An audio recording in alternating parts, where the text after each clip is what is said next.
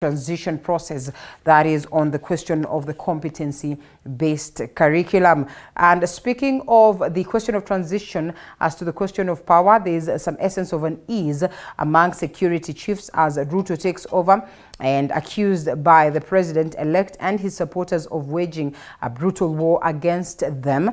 And senior police officers, detectives, and spy chiefs face uncertain future. A story captured on page 2 and 3. Still, the question of the handover. Don't get me wrong, I will hand over power at Kasarani. This is according to President Uhuru Kenyatta, who spoke yesterday, and he has congratulated his deputy yet, and he hasn't congratulated his deputy yet, and has criticized the Supreme Court of confirming the DP's victory at the polls, but he says he will happily step down. Speaking of that case of the unease amongst the security chiefs, we can see the face of the security boss and also that of the Defense Cabinet Secretary, who obviously were not in support of Deputy President William's bid, and equally on a couple of moments we have seen them trading barbs alongside, of course, these conversations of the fact that, well, they would do anything in their powers to make sure that the Deputy President does not attain this presidency. But as it is him who's the president. Just what is the face of them? You have seen this, reports making rounds that the CS Interior, that is Dr. Fred Matiang'i, is not in the country and is in the US, and the talk is that he could be getting a job and under the United Nations, and therefore will be serving from the United States. That, well, subject to confirmation as we continue to forge forward. At the faces of the DCI, George Kinoti, as well as the key faces, Hilary Mutyambai, who's the Inspector General of Police, and not forgetting the National Intelligence Service Director, and that is General Philip Kameru. And we'll be looking at these faces and we get to understand just what is the way forward.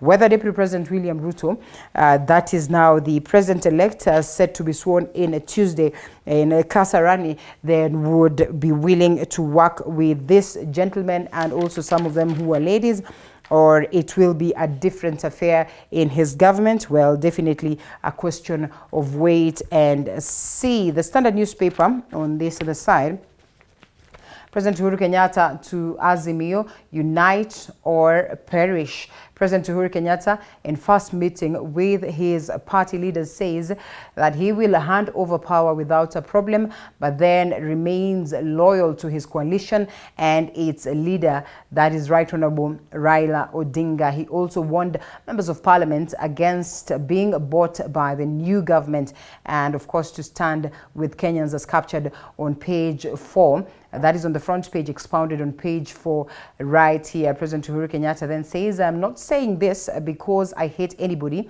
What I want us to show each other is whether really we are in Azimio. Also, I will hand over power because it's my constitutional duty.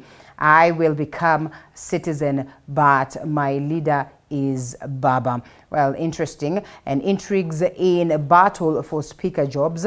These are the National Assembly as well as the Senate. The main story that we'll be looking at this as Mbadi, Sabina, and the others make a comeback to Parliament courtesy of being nominated by their respective parties. And those are the key stories as captured on the papers this morning. We'll shelve that for a moment and we'll be looking at them some more alongside the gentlemen that I'll have on set. But as of now, allow us to quickly take a look at some of the stories that have been prepared by my team, and with a presentation that is for the inauguration of President-elect William Ruto in top gear.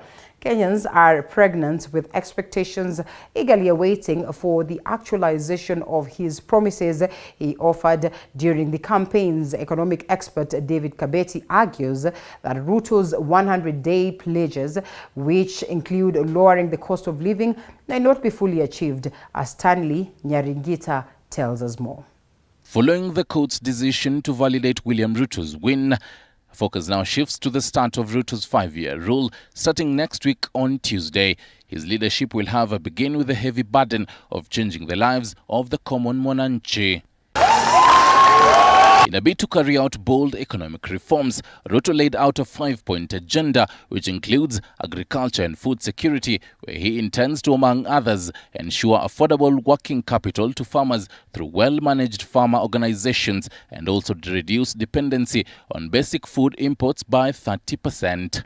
Increasing agricultural productivity is the secret, because agricultural productivity has not grown at the same in tandem with growth in our population. In his bottom-up approach, Ruto also promised to end criminalization of work by transforming the micro, small and medium enterprise economy.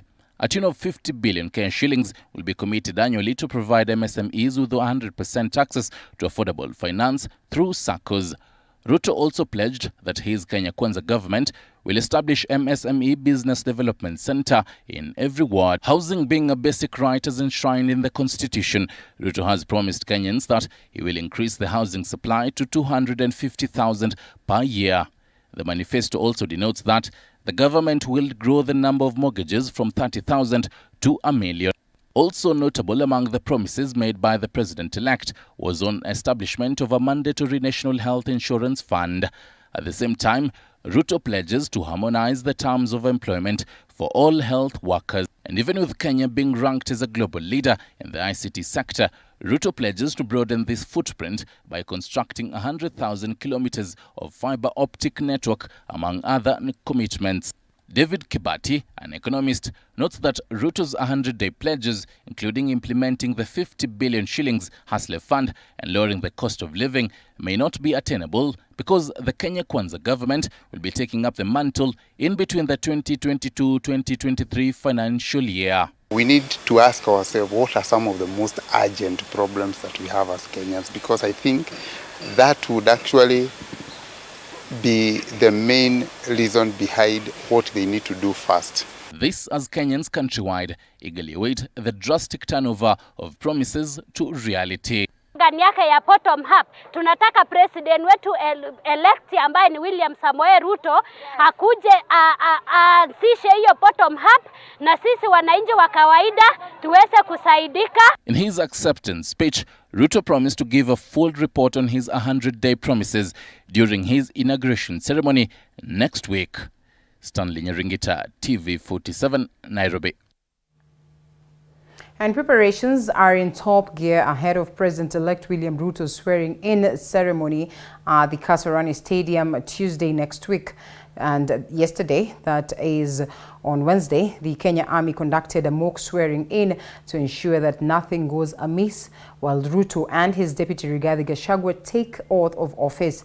And as Micah Gwongo reports, outgoing President Uhuru Kenyatta will be the last one to arrive at Kasarani in order to hand over instruments of power to his successor. The swearing-in ceremony, expected to be held at Moi Sports Center, Kasarani, will see William Ruto and Rigathi Gachagua take oath of office to serve Kenyans for the next 5 years as president and deputy president respectively. The Chief of Defense Forces, General Robert Kibochi, having been included into the Assumption of Office Committee. Members of the Kenya Army, Air Force and Navy are leaving nothing to chance.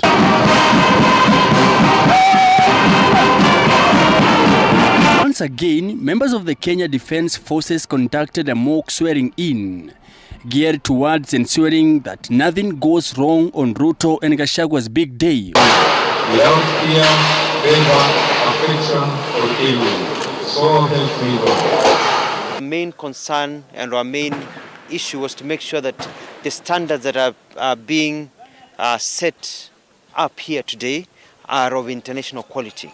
We want this event to be flawless. We want this event to send the right message to Kenyans that we are ready to work. The mock swearing-in ceremony entails testing of the equipment. Kikundi cha pili cha jeshi letu la nchi kavu kiko chini yake Captain Douglas Onkoba. A military parade and taking of oath. About 60,000 Kenyans are expected to arrive at Kasarani early before dignitaries arrive later to witness the historic event. What we want to tell Kenyans is that the transition is real and it is happening. And Kenyans should brace for themselves for a government that will deliver to the people. And that's what we want to do. Have this inauguration, have a good time, but then we get back to work. We don't want to waste a lot of time. About 45 presidents and heads of governments have confirmed that they will be attending the swearing-in. The National Police Service has also beefed up security at the stadium, with officers from the General Service Unit GSU deployed in the area. Officers have been well briefed on the function. At 10:30 a.m., heads of security departments will arrive at Kasarani. Among them, the Inspector General of Police Hilary Mutyambai. Chief Justice Martha Koome and her team will arrive at 11 a.m. Afterwards, Ruto and Gachagua will join in.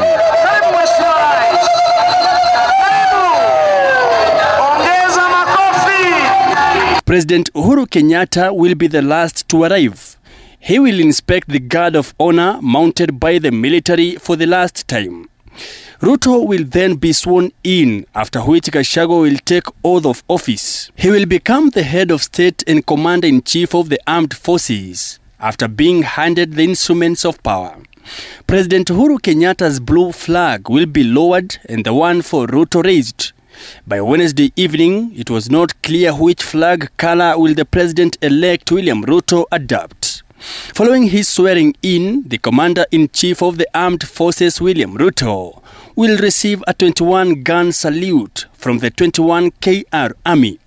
Approximately 60,000 Kenyans will be expected to attend the one-time event in 5 years as the president hands over the instruments of power to newly elected President William Samoei Arap Ruto this coming Tuesday.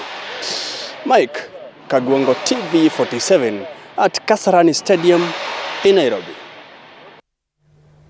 Right, Wiper leader Kalonzo Musyoka is now banking on senators to revive his political future after Azimio lost in the just concluded polls. The Ukambani kingpin is hoping all the 23 Azimio-affiliated senators will vote for him today and convince some Kenya Kwanza members as well. And as Paul Kirubi now reports, if Kalonzo misses the Senate Speaker's position, then he might end up in political cold for another 5 years. The former vice president is now banking on senators to revive his political life, at least for the next term. Kalonzo earlier Wednesday dropped his bid in the National Assembly. Pandit says this as a result of Kenya Kwanza's dominance in the National Assembly after several members defected to join the president-elect-led coalition.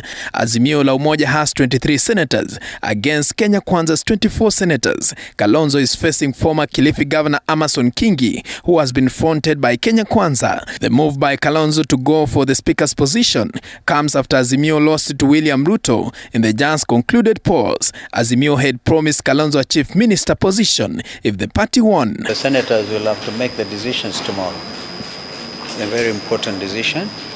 And of course, we'll be talking to some of them if we can. So, the only thing I could add is perhaps an occasion for national reflection, bridge building, if we can. I think that is a work of the Senate. If Kalonzo misses the Senate bet, then he will have to spend another term in the political cold unless he joins the Ruto-led Kenya Kwanza. Having missed in the 2013 and 2017 polls, the Ukambani kingpin has spent the last 2 terms outside the government. If Ruto is re-elected in 2027, then the son of Sekuru might be forced to wait until 2032 to try his luck at the presidency. By then, he will be turning almost 78 years, a factor that may lock him out. On Tuesday, the Wiper Council convened at the party's headquarters, convinced their party leader to drop his bid and focus on building his brand for future political arithmetic. His former political friends ANC's Musalia Mudavadi and Ford Kenya's Moses Wetangula parted ways with Raila Odinga over what they termed as political betrayal. Paul Kirubi, TV 47, Nairobi. And a tough battle is expected in the race for the 2 speakers of the National Assembly, and equally on the Senate or at the Senate when the Parliament convenes with Azimio One Kenya and Kenya Kwanza coalitions seeking to outshine one another. Moses Wetangula of Kenya Kwanza and Kenneth Marende of Azimio will be battling it out in the National Assembly, while Kalonzo Musyoka and Emerson Kingi will face it off in the Senate. And as Flora Limuki reports, members of Parliament will take an oath of office today. As the battle for Speaker position in the National Assembly and Senate takes shape, Moses Wetangula of Kenya Kwanza Alliance and Kenneth Marende of Azimio One Kenya have been fronted to contest for the Speaker position in the National Assembly. The rigorous exercise saw 37 Kenyans apply for the same position. I was also unanimously endorsed and supported as the candidate for the seat of Speaker of the National Assembly, which comes tomorrow. I'm confident that we have the numbers. We won majority seats, both for the National Assembly, even Senate. In the Senate, former Kilifi Governor Emerson Kingi, deputized by Meru Senator Kadhuri Murungi, has been fronted by the Kenya Kwanza faction as Wiper Party Kalonzo Musyoka battles it out for Azimio after foregoing the National Assembly Speaker position. Out of the 41 candidates who sought the same position, only 7 have been considered. Number 1, Alwochier Isaac Alwoch Polo. Number 2, Musyoka Stephen Kalonzo. Number 3, George Bush. Number 4, Kingi Emerson Jeffa. So the senators will have to make the decisions tomorrow. It's a very important decision. And of course, we'll be talking to some of them if we can. At the same time, Ford Kenya Party leader Moses Wetangula has formally resigned as Bungoma senator to vie for the National Assembly Speaker. The law requires one to resign from any public office they are holding before vying for Speaker's post. Any member of Parliament who wishes to resign, resigns to the Speaker. The quest to control the houses has gained momentum as the two top coalitions lobby for numbers ahead of tomorrow's election. We are the majority, and we are going to play the role that is played by those who are majority in the National Assembly. That is yet another arm of government that is at our control. Elsewhere, the orientation for senators in preparation for tomorrow's swearing-in took place at the Parliament buildings today. Nairobi Senator Edwin Sifuna calling on Kenya Kwanza legislators to join them in the hunt for the Parliament leadership seats. And in fact, we want to condemn this culture of purchasing leaders for purposes of political ends. All eyes are on tomorrow's first sitting for the both houses, that is the National Assembly and the Senate, as Kalonzo Musyoka and Emerson Kingi battle it out for the Senate Speaker's position, while Moses Wetangula and Kenneth Marende seek the Speaker's position at the National Assembly. Flora Limuki, TV47, Nairobi. All right, the UDA Secretary General Veronica Maina and former Murang'a Women Representative Sabina Chege are among members nominated by their respective parties to Parliament. ODM party has also nominated its chairperson, John Mbadi, to the National Assembly. And as Beatrice Wateri now reports, President-elect William Ruto-led party, that is the UDA, has dominated the list of the nominated members due to its majority in both houses. President-elect-led party United Democratic Party, which got the biggest share on the nomination list, has settled on Bishop Jackson Kosgei for the National Assembly. Others are Teresia Wanjiru, who presented her papers for the nomination of the UDA presidential ticket, Abdisirat Khalif to represent the marginalized, Dorothy Ikiara and Joseph Wainaina. ODM has nominated its chairman John Mbadi, Irene Mayaka and Harun Mohammed to the National Assembly. Former Murang'a County Women Rep Sabina Chege has made her way back to the National Assembly through the Jubilee Party. Musalia Mudavadi-led party settled on Joseph Hamise, while United Democratic Movement Party settled on Suleka Harun. Kalonzo Musyoka-led party Wiper is yet to present a name to the National Assembly following a court order restraining the party over a dispute on two lists, one presented by the party and one from the electoral body IEBC. UDA is also dominating in the list of nominated senators, having presented 8 women, among them Secretary General Veronica Maina, former Narok Women Rep Soipan Tuya, former lawmakers Paris Tobiko and Joyce Korir, youth policy analyst Gloria Orwoba, youthful city lawyer Karen Nyamo, Miraj Abdulrahman and Maureen Tabitha Mutinda. ODM has presented its Director of Elections Catherine Muma, Beatrice Akinyi Oyomo, Hamida Ali Kibwana, Betty Batuli Montet, and Beth Kalunda Siego. Outgoing ruling Jubilee Party has settled on former Deputy Speaker Margaret Kamar. UDM has nominated Mariam Omar to the Senate, while Wiper Party settled on former nominated MP Shakila Abdallah. 2 youths have been nominated to the Senate, and that is Hezina Lemaletian of ODM and Raphael Mwinzangu of UDA. Crystal Asegi of ODM and George Mungai of UDA will represent people living with disabilities in the upper house. Reporting for TV47, my name is Beatrice Watare. And President Uhuru Kenyatta now says he will respect the rule of law and hand over power to President-elect William Ruto. However, Uhuru says Raila Odinga will remain his leader of choice. Uhuru lectured Kenyans over their choice of leaders, and saying they have denied themselves an opportunity to bring the country together. Paul Muniu has more. President Uhuru Kenyatta affirms that he will ensure a smooth transition of power to the President-elect William Ruto while maintaining that Raila Odinga remains to be his leader. The President spoke during the Azimio One Kenya Parliamentary Group meeting in Ongata Rongai, Kajiado County, where he accused Kenyans of choosing not to unite the nation but their choice of leadership.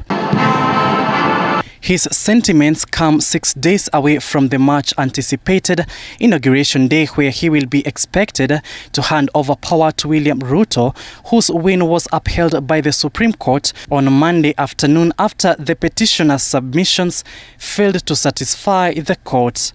Paul Muniu, TV47. And President-elect William Ruto has said his administration will be open and consultative, unlike his predecessor, President Uhuru Kenyatta's administration. Ruto, who spoke during a housekeeping meeting at his official current residence, said he will operate an open government that listens to every Kenyan.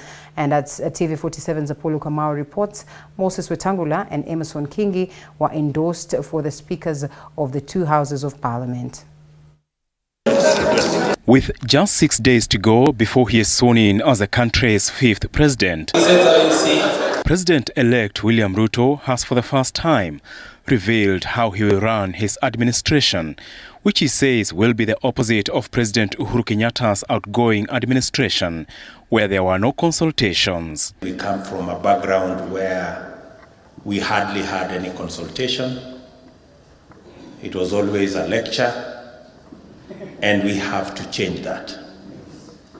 I want to commit in this very first meeting that this consultation will be the modus operandi for Kenya.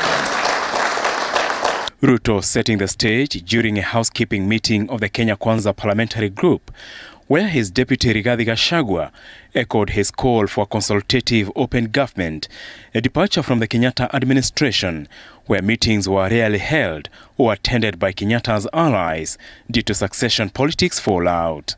And you have told us that you want to continuously engage with elected leaders, and your meetings will be conducted with decorum and respect, so that leaders can inform you of what wananchi are saying, and you can also be able to engage them. The Kenya Kwanza Parliamentary Group meeting coming ahead of a crucial vote in Parliament, where the alliance is seeking majority control in the 2 houses of Parliament, formally welcomed independent legislators during the meeting. Independents who are in our midst. The meeting unanimously endorsed Moses Wetangula for the National Assembly Speaker slot and Gladys Boshole as his deputy. We settled on Moses Wetangula for the Speaker of the National Assembly. Kwa sababu hii kura lazima iombwe. Si ndio? Lazima akuja aombe kura kwa sababu hakuna kura ya lazima. Can I pull the question? I think I'll leave that to tomorrow. Thank you very much, Your Excellency, for the confidence that this coalition, Kenya Kwanza, has bestowed on me. At the Senate, former Kilifi Governor Amason Kingi and Meru Senator Kitui Murungi will be seeking the vote for the Speaker and Deputy Speaker respectively. The alliance will hold a retreat next week to decide on the House Majority Leader and Chief Whip slots while laying strategies on committee's leadership. Apol Kamau, TV47.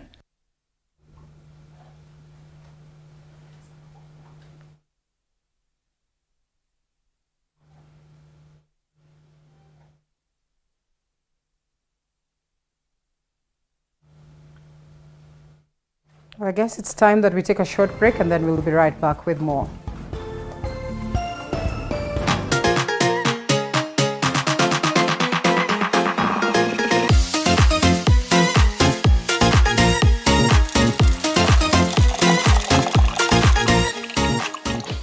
You are watching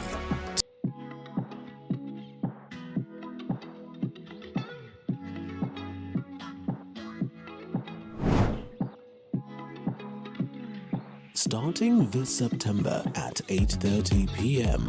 Hi and welcome to The Grind. My name is Violet Njoki. We continue to provide the platform that aims to inform and educate on business-related matter. We are here to ask all the relevant questions on your behalf. When it comes to a catering business, do you need licenses? Yeah, a lot of it. And inform you what is happening in the business arena. Be sure to stay tuned.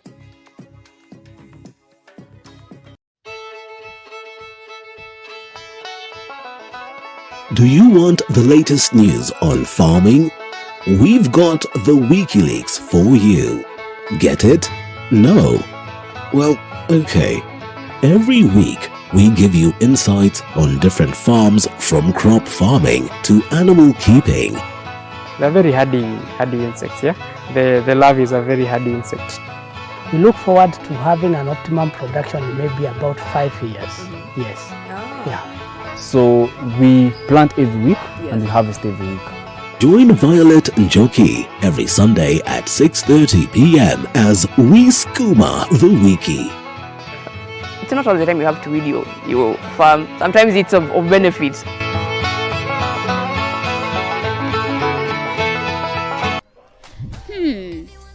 Do you want to have fun And even suicidal thoughts.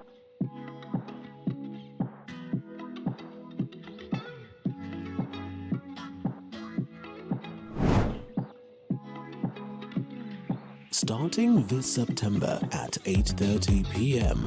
Hi and welcome to The Grind. My name is Violet Njoki. We continue to provide the platform that aims to inform and educate on business-related matter. We are here to ask all the relevant questions on your behalf. When it comes to a catering business, do you need licenses? Yeah, a lot of it. And inform you what is happening in the business arena. Be sure. Quiet neighborhood. It's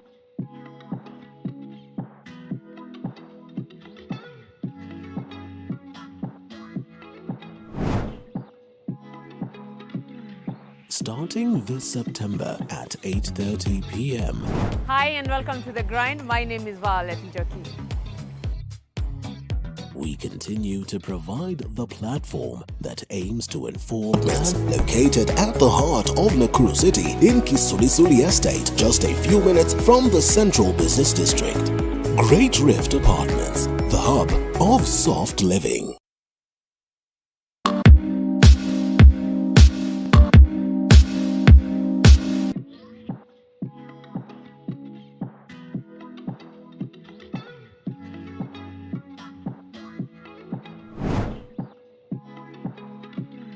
Starting this September at 8:30 p.m. Hi and welcome to The Grind. My name is Violet Njoki. We continue to provide the platform that aims to inform and educate on business-related matter. We are here to ask all the relevant questions on your behalf. When it comes to a catering business, do you need licenses? Born in today, and we also get to know who will be the speakers that will be running the affairs of the Parliament, the Senate, at the National Assembly. We have a parliamentarian with us this morning, and also a former parliamentarian, Honorable David Sankok, will be joining us virtually, as well as Reverend Dennis Nthumbi, who's a governance analyst and as well an expert. One person who's put up a fight in the political scene, and successfully for that matter. I wish the cameras were on him. You could have noticed that he is smiling. Well, I would also say that Honorable Makali Mulu here has put up a successful fight, though not to the last go. But then again, we all say that Kenyans are winners, and therefore we need to forge forward. After a very long time, Honorable Makali Mulu, you find your way here. How have you been? I've been fine, Linda. Thank God that we are back here. Yes. It's been long. Right. So we're happy to see you. And we're happy to have you back. For the debate. Congratulations. yeah, congratulations should go to the Kitui Central people. Yeah, they did their best. And I must thank them. It really, 3 times is not easy. It's not easy. They've believed in you. It looks like you're doing magic. That trust been, bestowed on me by them. Right. Something I can't take for granted. So I always say, thank you, God, and thank you, Kitui Central people, giving the opportunity to serve them. And you're getting new faces in Parliament, as well as those ones that were there once disappeared and are back, and the few of you who managed to successfully defend you. Yeah, some of my colleagues who I served with them in 11th Parliament, a few of them have come back. Right. So they went out 5 years, they have come back, they find me still in the house. So I guess it's I can only say thank you to God. Yes. We're true to it. Yes. And yes, Dennis here also put up a proper fight. Those ones that were diehards of the Kenya Kwanza side are still diehards, yeah? And it wasn't an easy battle, he must admit. There are instances we've almost fought, me and him. He was that. I felt like he would not perhaps come back again, but I'm glad that he's here. Congratulations. Good, thank you. Thank you. I think all glory to God. Yeah. We indeed give him the honor, the glory. All right. We know that it is his doing, indeed. The rest of us just presented our bodies as sacrifices to be used to his glory. And one of the things that we have to thank God for is that the entire process, even though there were ideological differences, is peaceful. No bloodshed whatsoever. In fact, we are saying that the Wananchi have done a bloodless coup. And one of the most important things that I want to do is thank His Excellency William Samoei Ruto for in fact putting up courage and enduring humiliation, persecution, and many of those things. And again, congratulating the Hustler Nations, all Kenyans who participated politically. But most importantly, I want to say that in all arms of government, the work starts now. We have to unite the country. We are Kenya. Kenya belongs to all of us. Everybody now must confine themselves to constitutional mannerisms. The pathway, the tributary to a good Kenya is indeed the rule of law and love for every other Kenyan. Unity must be demonstrated. To our brothers in Parliament, we want to see a functional Parliament. Right. We don't want to see issues that we saw and such, technically a bit of laziness and issues that we saw within the 13th Parliament. The 12th? Yes, the 12th, yes. So essentially. So we want to ensure that we have functional arms of government that deliver to their promises. And that is going to be one of the most important things. So I think work starts now, and we want Kenyans to get our leaders accountable all the way from the presidential level to the legislature. We want them to deliver for this country. All right, and if there is a time that Kenyans are getting to understand the third arm of government proper, the National Assembly, as well as, the question of numbers and what is enshrined in the Constitution as to, the majority and the minority. Perhaps it's now, but still we haven't gotten the gist proper.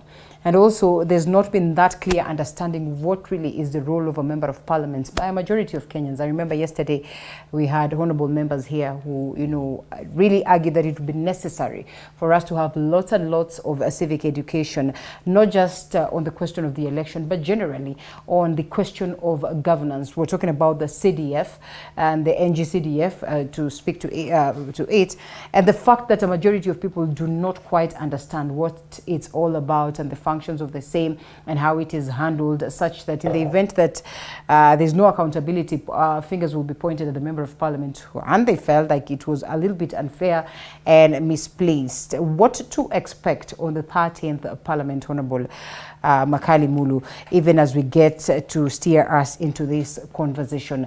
And you have been in the two previous ones. You must at least have an idea of what really worked, what did not work, and what needs to be done as we forge forward. Yeah, maybe before I get to the what expected of Parliament by Kenyans, let me join my colleague here in really thanking Kenyans in general, because we've gone through a very peaceful election, and this was possible because Kenyans seem to be now appreciating the fact that in every election there must be losers and winners. And once we go through an election, it's a matter of just people now moving on with their lives.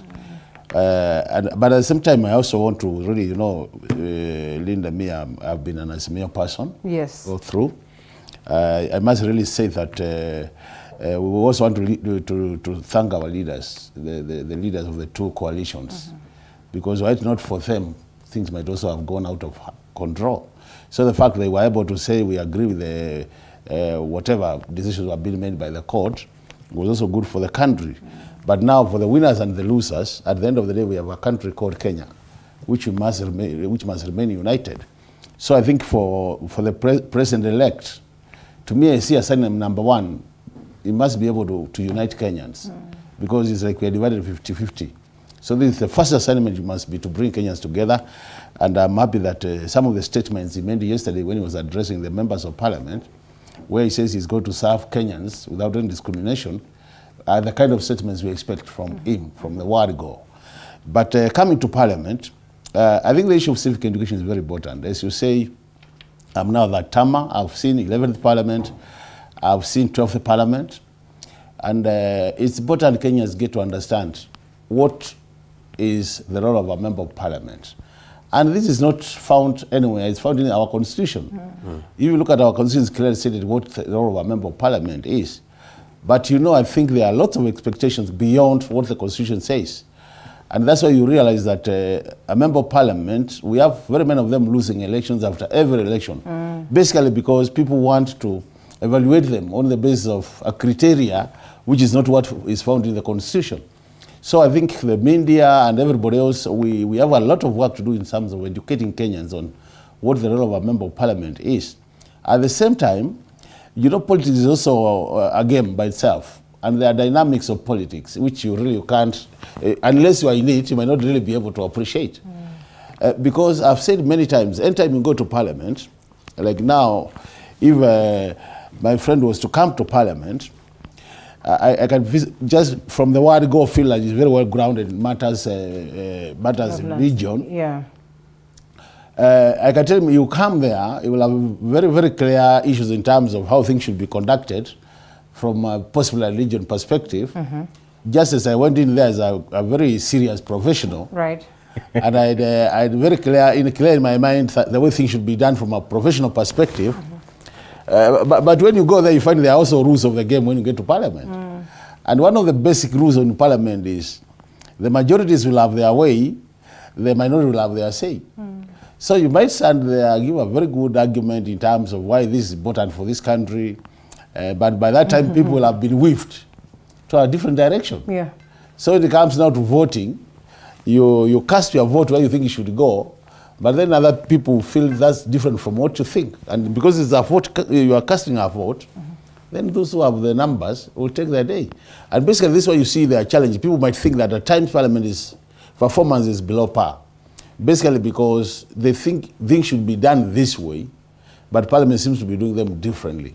And this is basically because of what I'm saying. There's a lot of political interest in parliament. There are political parties which have interest, there are individuals who have interest, And those of us who are elected through political parties, at times you have to adhere by the position of your political party. You might disagree, which they will say register your disagreement, right? But at the end of the day, the position taken by your party is the position you are likely to support. For example, now we are going to elect the speakers this afternoon. And I'm telling you, there are those of us who are in Azimio might not think that our candidate is the best. There are some who are in Kenya Kwanza who might think this candidate is not the best. But because the party has taken a position that this is our candidate, then you have very minimal chance of saying no. And you know, there are consequences of saying no to your party. Right. Because immediately after the speaker is elected, the next thing is members being placed in committees and leadership in the House. Membership placement in a committee and the leadership is in the House is a party matter. Okay. So you can say, if you say no to your party from the word go, then you can say no to your many other things which you will follow. Well, this is interesting. So it puts in a very awkward position. That's why I say, as our democracy is growing, because we are not yet there, and you look at the developed world, where democracies have actually matured, you find members of parliament are so independent-minded that they're able to say, I will do this, and they do it. In our case, democracy is still growing.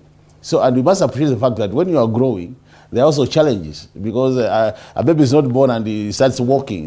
There's a wobbling a bit, there's a falling as you walk. So these things have to happen to our democracy, and that's why I think that's why I think that the word civic education becomes central in the way we conduct our business, so that Kenyans can appreciate what Parliament goes through, and the parliaments can appreciate what Kenyans expect of them. Right. And the more we grow our democracy, the more the work of a member of Parliament will actually be confined more to what the Constitution demands of a member of Parliament. And well, there's what the Constitution demands, there's what the party then would demand, as Mheshimiwa would say here. I have spoken to a couple of them before we get to this very day, and they're so positive perhaps for the very first time, or maybe coming from the 12th Parliament, where there was so much of influence from the executive, and there was a lot of a lot of instructions as to what direction as parties then, members should take.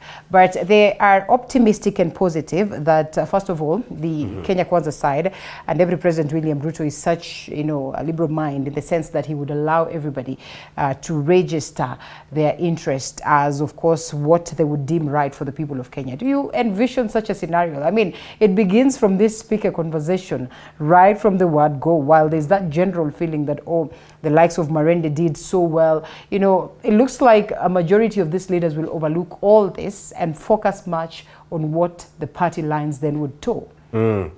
You've asked a very critical question, and Mheshimiwa, congratulations on taking your third term.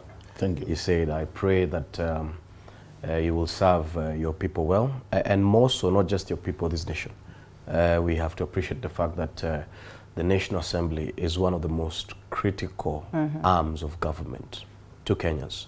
In fact, when you audit what it is that we call the propensity of power constitutionally, then Parliament technically supersedes the rest of the other arms of government. Why? Because of its functions and latitude that the Constitution has given it, principally as a critical rep of the people. And I think the first civic education that must be undertaken is in Parliament. And I see Parliament, when you become a member of Parliament and you're enlisted into Parliament, there has to be an understanding is like you're getting into an army. It's like we are recruiting into KDF, where your mindset must be changed and then your spirit must be tuned to the functions of Parliament. I feel that many of the members of Parliament do not understand why they're in Parliament. They have come for a fishing expedition. They were looking for work. They have been employed to work. And therefore, the kind of speed, you're from war, you are broke, dusted. We know this war. Yep. It's very painful and it's crazy. And then you come here and there's this allure of power, all this money and all these trips abroad and all these things, and you're taken through a regimented induction process, and suddenly, boo, you're taken up by all these other activities and you don't understand why you came into this house. Also, there are issues of precedence. sometimes when you try to borrow the mannerisms of the 12, you will understand, maybe you can be something else that Kenyans don't aspire. According to my understanding, Parliament has 9 functions. I've had some people argue that they have 3, and I thought that that's not an in-depth understanding. And as long as we don't get Parliament right, we will never get anything right in this country. And so this 9, the 3 are the obvious ones: oversight, representation, and of course legislation. Very, very important. Yeah. But then again, I mean, comes along with the CDF and the question of representation and all this. We need to understand, what are these other 9 The CDF is neither here and there. Neither here or there. The first function of Parliament, of course, is legislative function. Yes. The second one is financial control. Parliament sits as a financial control of the people. Okay. And because of the budgeting, and he sits in the budget committee. The budgeting process, the audit process is done by Parliament, providing and exercising control over cabinet that even the president seats. His Excellency William Samoei Ruto has said that cabinet ministers must be cabinet secretaries must be answerable to Parliament. Yes. You understand? Yeah. And that's the concept of oversight. Critical assessment of the work of cabinet. There's providing and exercising control over cabinet, and there's critical assessment of the work of the cabinet. 2 different functions. And not under oversight? Okay, well. There's the oversight, but at the end of the day, when cabinet is answerable to you, you understand? And when you exercise authority of a cabinet, is in certain functions that at the end of the day, they establish that cabinet is providing the work as per the law, and as per they're supposed to exercise at the end of the day. Then you have Parliament plays the role of opposition. That is number 5. It's an organ of information. You realize a lot of the information that we get at this country that is accurate and precise is from Parliament. The 7th one is constitutional functions. It is Parliament at the end of the day that will do any amendment whatsoever. We saw that during BBI. The fact that it was thrown out is the fact that it didn't recognize and go through procedures in Parliament. Then again, another function that is very critical is judicial functions. You understand? Parliament sits as sometimes a quasi-judicial organization. The removal of constitutional office holders must be within Parliament. We recently saw the matter that was at the Supreme Court. If you want to take away, or if you want to remove or institute any disciplinary actions on any constitutional office holder, for example, the chairman of IBC, that must start at Parliament at the end of the day. Chief Justice and many others, it must start at Parliament. So Parliament sits as a judicial organ. Sometimes it has judicial functions, not as a judicial organ though, but it has judicial functions. And then the last one, of course, is elective functions. Parliament elects, it takes down, and many other things. So it's absolutely important for us to know that we need a proper Parliament, properly constituted, proper leadership. Of course, the executive has pronounced themselves that they will respect the doctrine of the separation of powers. We are certainly not going to see what we saw in the 12th Parliament, where Parliament was a shoestring. There was a shoestring towards the executive. It never defeated any motion against the executive or whatever it is. And His Excellency has pronounced himself as he will respect the oversight and all the functions of Parliament, so that then there can be proper representation. His Excellency appreciates the fact that where he has come from, if you did not have a strong judiciary, if you did not have strong organs at the end of the day, even the survival of democracy itself is something that will never be noticed. So one of the things that he appreciates to date is the fact that this country, sometimes more than anything else, you need strong arms of government, strong independent commissions, a strong constitutional commissions, a strong everything. You understand? So that democracy can be upheld, the rule of law can be upheld, and we can protect the innocence that power has in terms of delivering services and national unity to Kenyans in this country. Well, so to the Waheshimiwa today that they are constituting, we pray that the elections that they're doing today, the swearing in that they're doing today, especially the elections, we don't see a repeat of what we saw at Bomas.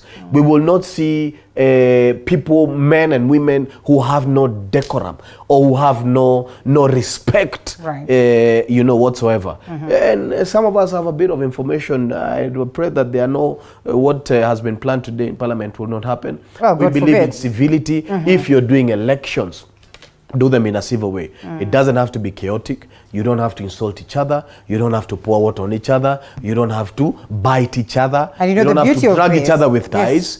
We just want to see civility and the innocence of power protected there. We want to know that the 13th Parliament will be functional in ensuring that they protect the Kenyan, simplest, the commoner, from any, over-exercising of power by any arm of government. The fact that it's a secret ballot makes it even better, because then you will not have to have the fears of going against the party at this disrupt the process.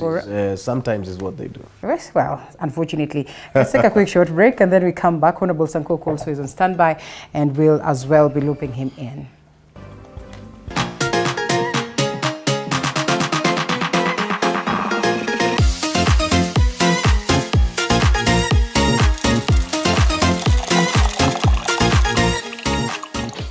You are watching TV 47, the home of untold stories. Usiyakubalie maumivu ya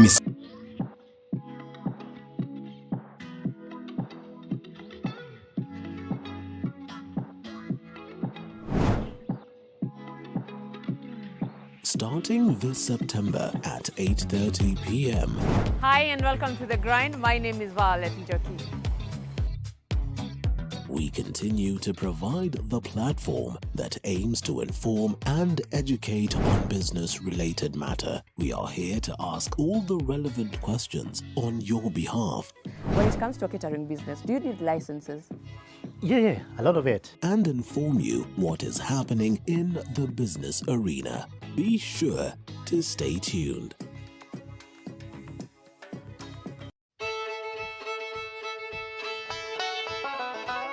Do you want the latest news on farming? We've got the WikiLeaks for you. Get it? No? Well, okay. Every week, we give you insights on different farms, from crop farming to animal keeping. They're very hardy insects, yeah? The larvae is a very hardy insect. We look forward to having an optimum production in maybe about 5 years. Yes. Yeah. So we plant every week and we harvest every week. Join Violet Njoki every Sunday at 6:30 p.m. as we skooma the wiki. It's not all the time you have to read your farm. Sometimes it's of benefit.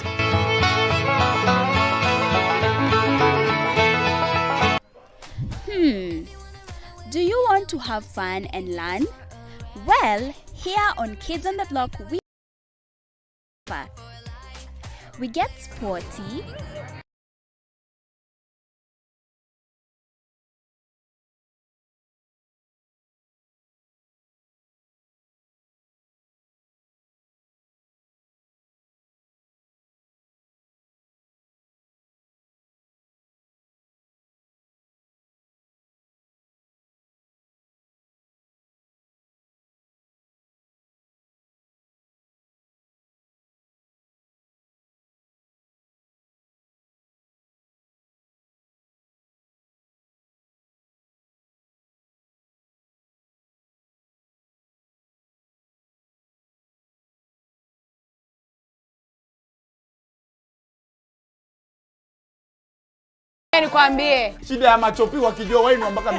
And so much more. Dr. Ofweneke tonight. To all the ladies, to all the men, you can sort yourselves out. Every Wednesday from 7:30 to 9 p.m. Sasa kwa luya ukikufa kauja saa, kwanza unalala hivi. Unalala hivi ukiangalia hell.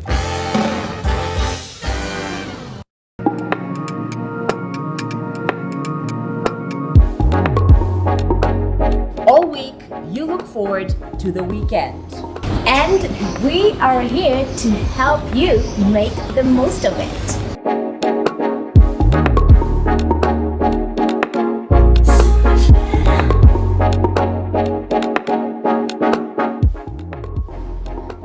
me, Karen Karini, on Fridays. And with me, Muthoni Minor, on the weekend.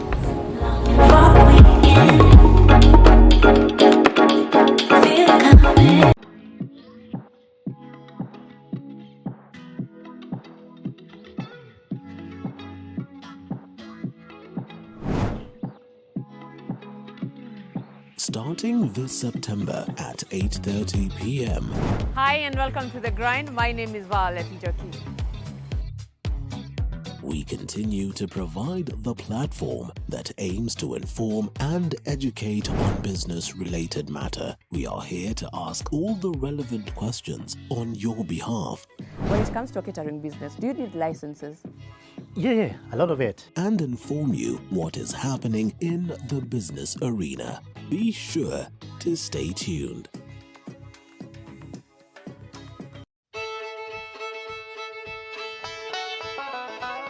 Do you want the latest news on farming? We've got the WikiLeaks for you. Get it? No? Well, okay. Every week, we give you insights on different farms, from crop farming to animal keeping. They're very hardy insects, yeah? The larvae is a very hardy insect. We look forward to having an optimum production in maybe about 5 years. Yes. Yeah. So we plant every week and we harvest every week. Join Violet Njoki every Sunday at 6:30 p.m. as we skooma the wiki.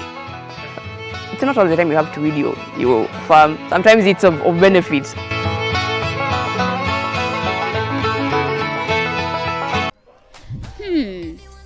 Do you want to have fun and learn? Well, here on Kids on the Block, we have so much to offer. We get sporty. We try fun new recipes.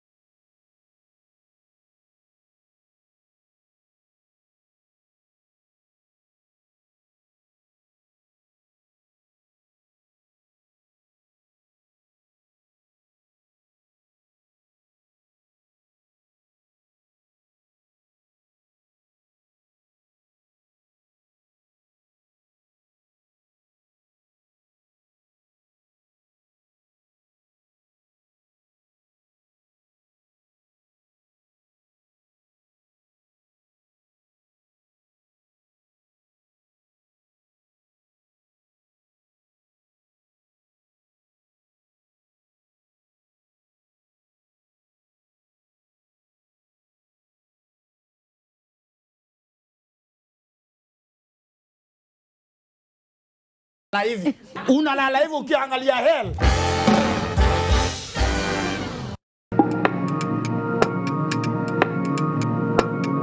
So give an opportunity that as we have live broadcasts in our plenary, there should also be live broadcasts in our committees. And it is high time, and I had advocated for this in the 12th Parliament, for Parliament to have its own TV station instead of depending on KBC, so that in the 8 hours that they will be working, either in committees or in plenary, they are actually, Kenyans can really see what is happening. And I think it will give Kenyans an opportunity to be able to comment on the activities of their respective members of parliament, on the president. And again, as Dennis said, some members of parliament really don't know their role. You have had members of parliament saying that, niko kwa ground, you know, because they have missed parliament, they have never spoken in parliament. So I wonder, if you are a member of parliament, your workstation is parliament, just like you, Linda, there. Yeah. Your workstation is the studio. You must speak in the studio. If you don't speak in the studio and you are saying niko kwa ground, you are not a contractor. You know, even if though you may be having CDF, that is not part of your role. Have Your the role parliamentarians is been genuine to the people or with the people, Honorable Sankok? Because you will hear people saying that after we elected you, we've never seen you back home. You know, with the proper understanding that the role of a member of parliament should be executed at the level of the House. And that's why perhaps you have to see some of them going back home just to tell the constituents that we are around for purposes of protecting their next bid. And because there's no constitutional cap to this, then Honorable Makali Mulu 5 years down would perhaps just wish to go and defend his position again. And therefore, do you suppose we give the common Mwananchi the right information as regards to what members of parliament should do? And while we'd want to blame them, they really have to be on ground so that they can guarantee themselves the next, you know, other 5 years after this one, you know, they have been elected on. The member of parliament himself must first of all know that there is what we call morality and professionalism, that you are elected and your job description is very clear, and you are earning from the Kenyan taxpayers, knowing very well what you are supposed to do. Of course, the other things will just be sideshows, and it is high time that we educate our citizens, and that is why I really advocated for a channel, a TV channel dedicated to parliament, which is a parliamentary TV channel, so that Kenyan citizens can see what really parliamentarians do. Because in committees, if they could really follow what is happening in committees, in terms of the discussion that goes on in committees, I'm sure they will appreciate that members of parliament have a duty. But even though you may not be re-elected, but inside you, you know your role.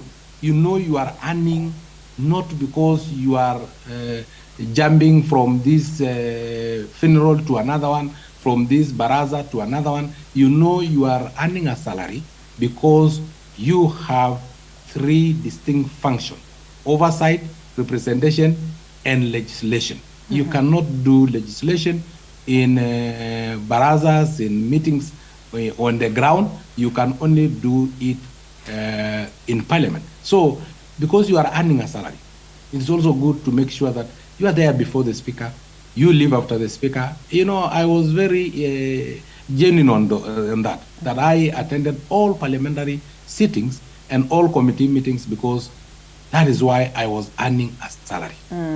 All right, interesting. Just to enlighten the common Mwananchi who could be a little bit, I don't want to say lazy, but reluctant or not focused much on going through the Constitution to understand what it dictates.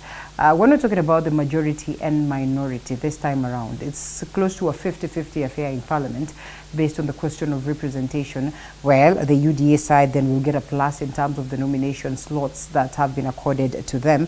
But just what really informs that aspect of majority and, you know, a minority at the level of Parliament? For purposes of people understanding, is there a position, a scenario where then the opposition would enjoy a majority? Yeah, actually, what determines whether you're in the majority or the minority in parliament is basically the number of elected MPs or senators. And what normally would happen is that after every election, more so where you have coalitions that we have been having, then you will be able to say how many people belong to this coalition, how many people belong to this coalition. And normally what happens before an election, there is what we call pre-coalition agreements, pre-election coalition agreements, where you will have signed some agreements before you go to the elections. And that's what determines who belongs to which coalition. Because these are documents which are legal and they are formal. So like now, when you look at what is happening, you realize after the elections, legally, people who are elected under the Azimio coalition, One Kenya Alliance coalition, are more than the members who are elected under Kenya Kwanza. When you are determining this, you leave out the independents, because independents don't belong to any party. They are individuals. So what would happen is when we go to the House, the truth of the matter is, depending on how the coalition, the agreements are drafted, then, for example, those who belong to Azimio coalition, there was one of the clauses was demanding that you cannot leave, and I think this is now in the Political Parties Act, actually, it's not even in the agreements, that once you join a coalition, you can't leave 6 months after joining. That is 3 months to the election and 3 months after the election. You can't leave that coalition. So officially, as we are talking now, depending on the numbers, the majority side is going to be Azimio. So in the House, because House is not executive. So what is going to, when we go to the House, officially, the majority side is supposed to be Azimio side, depending on the numbers, members who are elected under that. Yeah. But you can easily also lose this majority position after 3 months, because we understand some of the coalition partners under Azimio are kind of switched there, they have shifted to the other side. And what will happen is now, if they come up with the new agreements after 3 months, which is allowed in law, then Azimio will now become the minority. Okay. Now the question is, once you are declared the majority, as we start the parliament, and this will be determined by the speaker once that's the first assignment of the speaker, is to determine who is the majority and the minority. Right. Now the question is whether once you are declared the majority during 2 days after the first session, do you lose that majority after maybe some of your members disappear? A good question. That one I think is a question which the speaker will be able to determine. Yeah. But basically it's just a matter of numbers. And independence by law, if you are independent, you remain independent. If you declare you have joined a party, or a coalition party, then the law demands that you resign from your current position, go back to a by-election with the party now, seek for fresh mandate, and come under that party. Otherwise, you can always just, in Parliament, as I said, when it comes to voting, is individual member. So even though I belong to Azimio, I can decide to vote for Kwanza, Kenya Kwanza. Or Kenya Kwanza member of Parliament can decide to vote for Azimio candidate, because voting is individual. Even though the party has taken a position, it is high, Makali Mulu is going to cast that vote. So what will happen is, even though I belong to this coalition or that, when it comes to voting, then there's nothing called majority or minority. It's a matter of individual members. And as I said earlier, because of the party positions, you find that most of us will be whipped to take the party position. Okay. But that doesn't mean then you can't vote with whichever side. The other thing is, independents then are also free to, in terms of working relationship, you can decide to work with the majority party or the minority party. Okay. That's your choice. All right. Yeah. Okay, this is interesting, and don't you think? And yesterday it got me thinking, because then we see lots of shifts that Azimio would brag and say that we enjoy a majority, even if it's by a difference of 2-3 members of parliament. But on the other side, you realize that there's that alignment that is evident, and that desire for a majority of them to cross over to this other side. Therein, we are being told that the House is already not in order, in as much as we saw the session yesterday alongside its chairperson. Gets us a little bit confused. Do you suppose the Constitution envisioned a scenario where there is a possibility that the majority then would not be the party that forms government, by basis of the fact that maybe the president then would not be under this very party? And also, interestingly, that courtesy of the defection and alignment, there are chances that then again the majority ceases to be the majority midway. And what then is supposed to be done? Because this one poses a scenario where we're likely to experience this. Thank you. Very critical question. I think the dealings and pleadings in Parliament are advised by many interests, and especially Mheshimiwa would know in terms of privileges what the majority or minority enjoy. Yeah. Being elected into committees and commissions and all that, then they would drive the particular interests. And also the desire to be aligned to the government of the day is one of them. But in terms of numbers specifically, UDA managed to get 144 into Parliament. ODM got 88. Yes. Jubilee 27. YPA 26. UDM 9.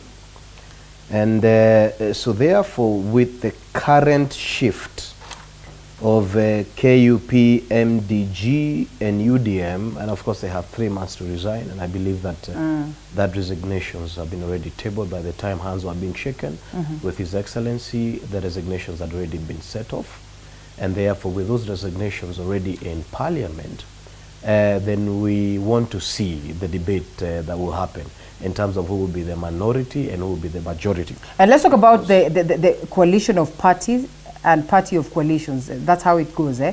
That there's a party that is over? Yeah, so I'm saying with the current leanings, yes. that you have the shift of KUP, MDG and UDM parties shifting to KK. Then you have Kenya Kwanza at 180, Azimio at 155, Independents at 12, NAPK 1, GDDB 1. So with the current leanings and what we see in terms of who has aligned themselves to the government of the day, then Kenya Kwanza has the majority. In terms of voting today, I think for the purposes of progression, Honorable Wetangula would be a great pick. I think over time, I've interacted with him personally. He has a great mindset. He's a very, very thoughtful and progressive person. Okay. And he brings a lot of common sense and order into any space. And he's a very fresh person. He's actually one of the most excellent political persons that I have come to love myself. And you'll allow me also to ask Mheshimiwa today to vote for him.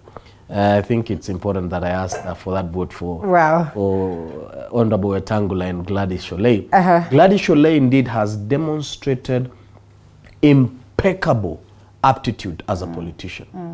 And I think she has a very bright future.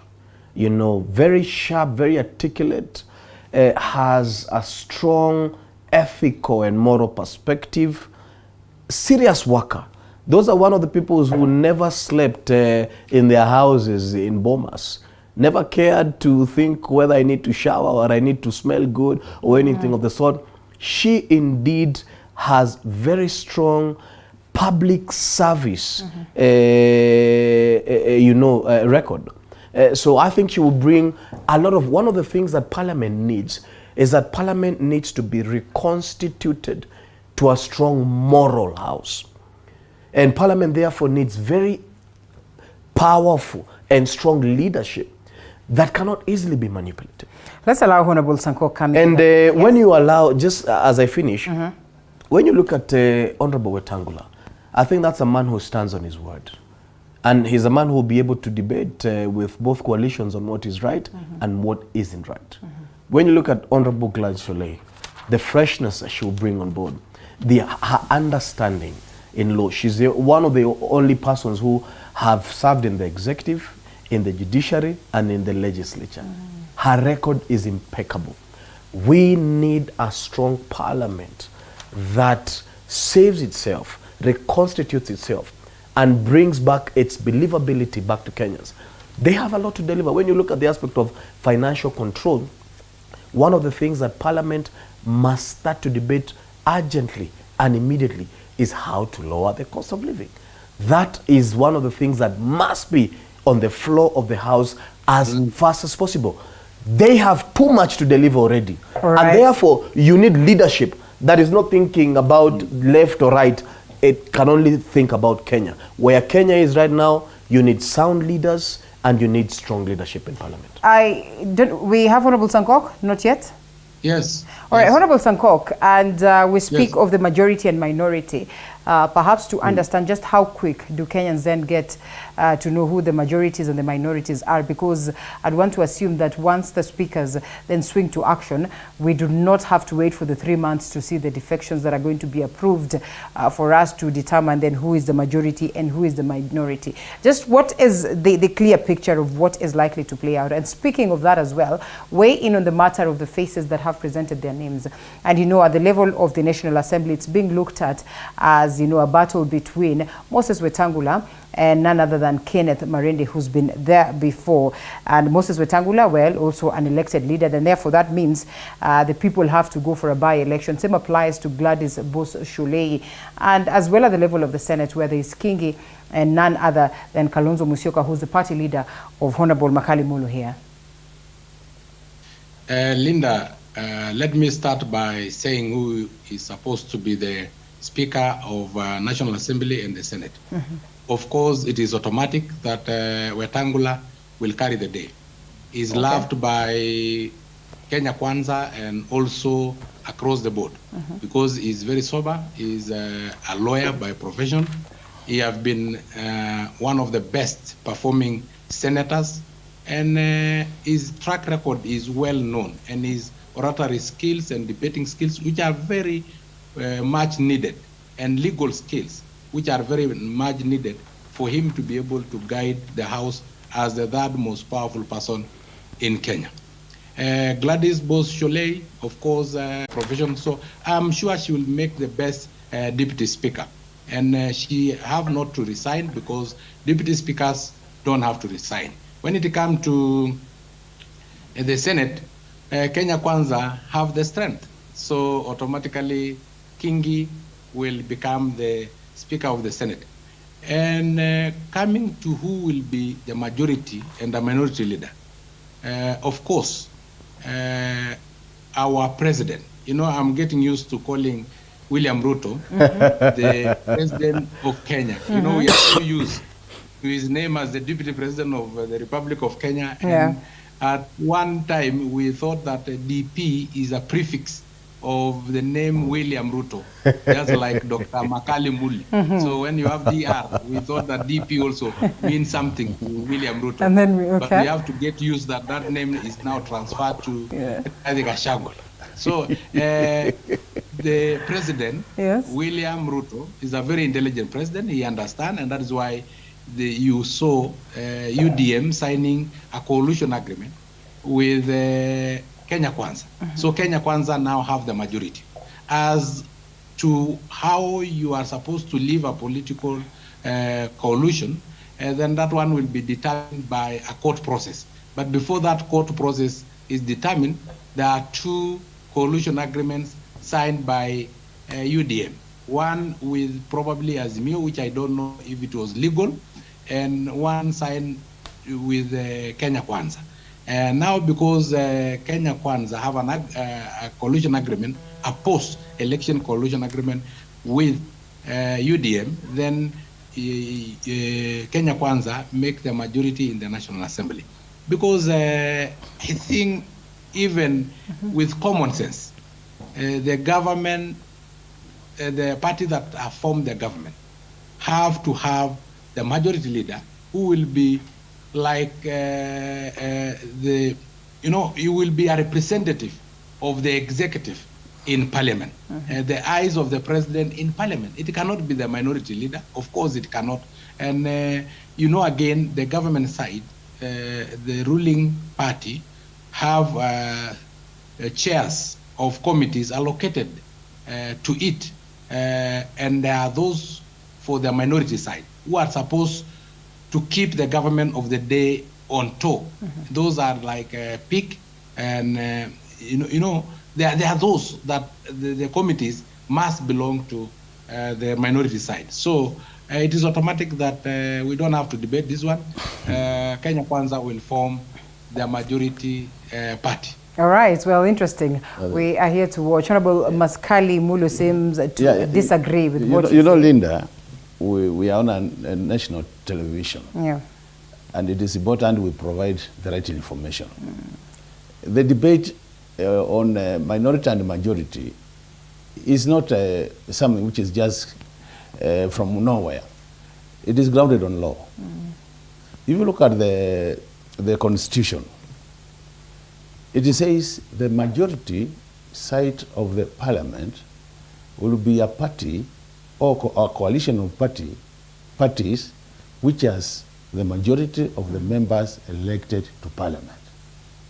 On the basis of that, as we are talking today, with the existing agreements, because the political party registrar has already shared with us information on which coalition, as we are talking today, is a straightforward matter.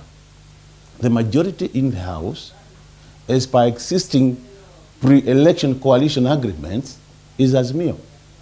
That doesn't mean it can't change. So we are saying if it changes after 3 months, a different decision will be taken. But as at now, it's a straightforward matter. As to whether a majority party can be not in the government, It's very possible. I want to give you a very simple example. My own county, Kitui, county, the last election, Honorable Ngilo was the governor. She had only about 12 MCRs. Wiper had 30 MCRs. The majority was Wiper in the House. Because, you know, this is an arm of government, which is different from the executive. So, in terms of parliamentary proceedings and procedures, what will happen is, there is no requirement in parliament that the majority in the House must be the executive. There's no requirement. And it is clear if you are the majority, it's about numbers. As Reverend Dennis says, there are things which are associated with the majority which you can't change. And there are requirements that once you are the minority, you have responsibilities of the minority. So that cannot change because my good friend Honorable Sankok is saying it. That is the position of the law. When it comes to the issue of the speaker, it's good they are campaigning for their candidates. But what we need to notice, if we are to go by what we call experience, none of their candidates has either been the speaker or deputy speaker. They are small candidates. Marende is a known name in this country in terms of being a speaker of the country. You remember the Nusumukati government. He was the only speaker who could maintain those two sides of the government without any problem. Look at Farah. Farah is a colleague. We are always with him in this show. Yes. He was also a deputy speaker for 5 years. So if we were ready to go by experience and what it takes to be a speaker, you can't compare these two sides. But we have able. The only thing I said, and this is what Kenyans need to note, these positions are more determined by the party positions. By the way, we have MPs who are more qualified than even the Wetangulas and the Cholets of this world. We have MPs who are more qualified. But what is happening because of the party issues? That's why you saw that the list was so long. By today, if you look at those who had applied under Kenya Kwanza, it was a long list. Those who had applied under Azimio, it was a long list. It has now been reduced to only 2 names. Why? Because now the party people have been whipped by their parties. You have been told you have no choice but to take this. No, withdraw from the race. Yes. This is not as. Okay. Well, that's interesting. Allow us to take a short. All these other names you see, Linda, not there. I would want to. Anyway, maybe take a break, and when we come back, before the break, we have to. It's 30. It's 2 minutes past on the actual 30 time. seconds. No, we have to take a short break.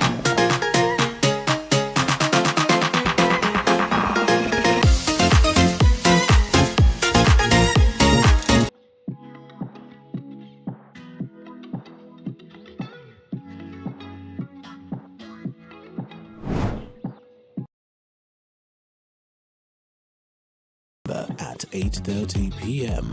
Hi and welcome to The Grind. My name is Violet Njoki. We continue to provide the platform that aims to inform and educate on business-related matter. We are here to ask all the relevant questions on your behalf.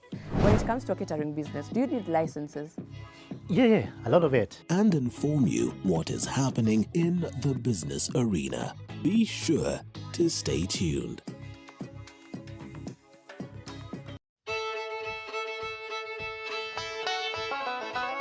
Do you want the latest news on farming? We've got the WikiLeaks for you. Get it? No? Well, okay. Every week, we give you insights on different farms from crop farming to animal keeping. They're very hardy insects, yeah? The larvae is a very hardy insect. We look forward to having an optimum production in maybe about 5 years. Yes. Yeah. So we plant every week and we harvest every week. Join Violet Njoki every Sunday at 6:30 p.m. as we skooma the wiki. It's not all the time you have to read your farm. Sometimes it's of benefit. Pin kama kiungo, maumivu ya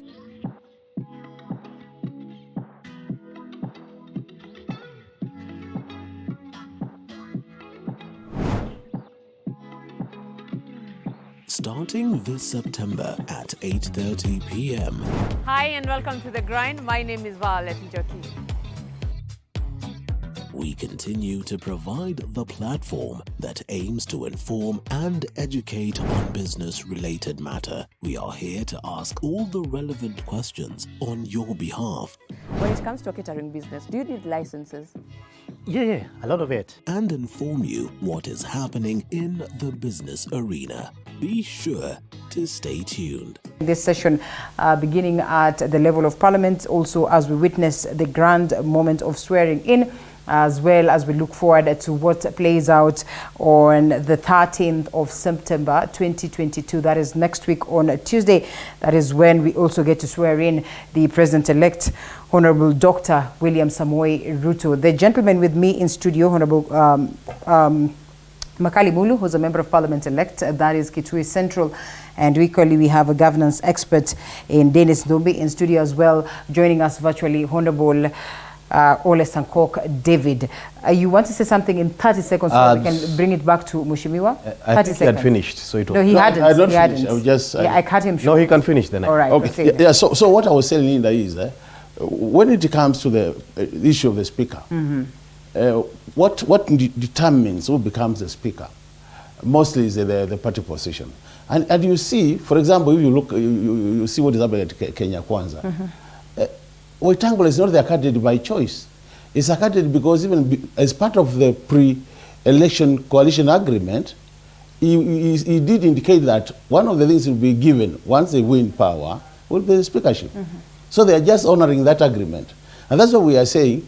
If we are to go by who is the best in this house in terms of becoming the speaker, I'm telling you other names will crop up. And that's what I was telling earlier. If you look at both coalitions, there's Mayor Coalition and Kenya Kwanza Coalition. A lot of people would express interest to contest for the same position. But what has happened? They have been whipped to drop their interest. Basically to pave way for those who had been earmarked for those positions to contest. So the contest will be still between parties. But what I want to remind Kenyans, that the speaker is going to be the head of the third arm of government, which is Parliament. And the head of the third arm of government will still be the chairman, Parliamentary Service Commission. Now, Parliamentary Service Commission is our employer. Yes. So I want to assure Kenyans, as members of Parliament, we have more interest than even parties in terms of who becomes our speaker. Because that is our employer. He will determine our welfare. And I'm telling you, even though the party will whip us towards some direction, don't be surprised, members of Parliament, saying you have whipped up against this. But you know, when it comes to our own welfare, those political divides die, natural death. Right. So don't be surprised to see somebody propose them. Because we know them. We interact with them day to day when we are taking tea, when we are in their chamber. Some of them might not be really, members might not be very comfortable with some of them. And don't be surprised to see parties say this is our position. That's why I want to encourage Reverend Dennis that in case you have surprises in terms of somebody losing, don't be, because we are the voters. Okay. This case, in this case, it is the members of Parliament. Makali Mulu is a voter. Dennis is not a voter. I can only wish. Perhaps Dennis says that because of the party position, like you have also I'm telling you, at times there are times party positions have been ignored and people vote. Yeah. Because we also know the individuals, and we want somebody who, when it comes to our own issues as a member of Parliament, somebody who will also feel like, you know, some of them, once they become the speaker, they become deputy speakers, they want to become like demigods. We don't want our bosses, we want colleagues. So we know some who have bosses tender this, we tell them, oh, sorry, we don't take tea with you, we don't interact with you even when we are doing simple things, go to the gym, things like that. We interact a lot in different, and that's what I'm saying, really, we get the best speaker, but the speaker is going for Speaker of Parliament, not Speaker of the Executive. Okay. By the way, anybody who seems to be Speaker of the Executive will be resisted, I can tell you. All right. Yes. Well. Because he says he wants an independent house. You can't have independent house like what we used to have in 12th Parliament. I was a member. Yes. Where all decisions were being made from State House. Yeah. We want a Parliament which can make decisions. And the head of Parliament is the Speaker of Parliament. So where we see a situation, we are going to get a Speaker who cannot make a decision before calling State House. We are also voters and we know what to do with. Well, interesting, and I think that's what we're going to see today. Yeah, I think I want to remind Mheshimiwa that the National Assembly is an organ of the people. It is not owned by parliamentarians or by the Speaker.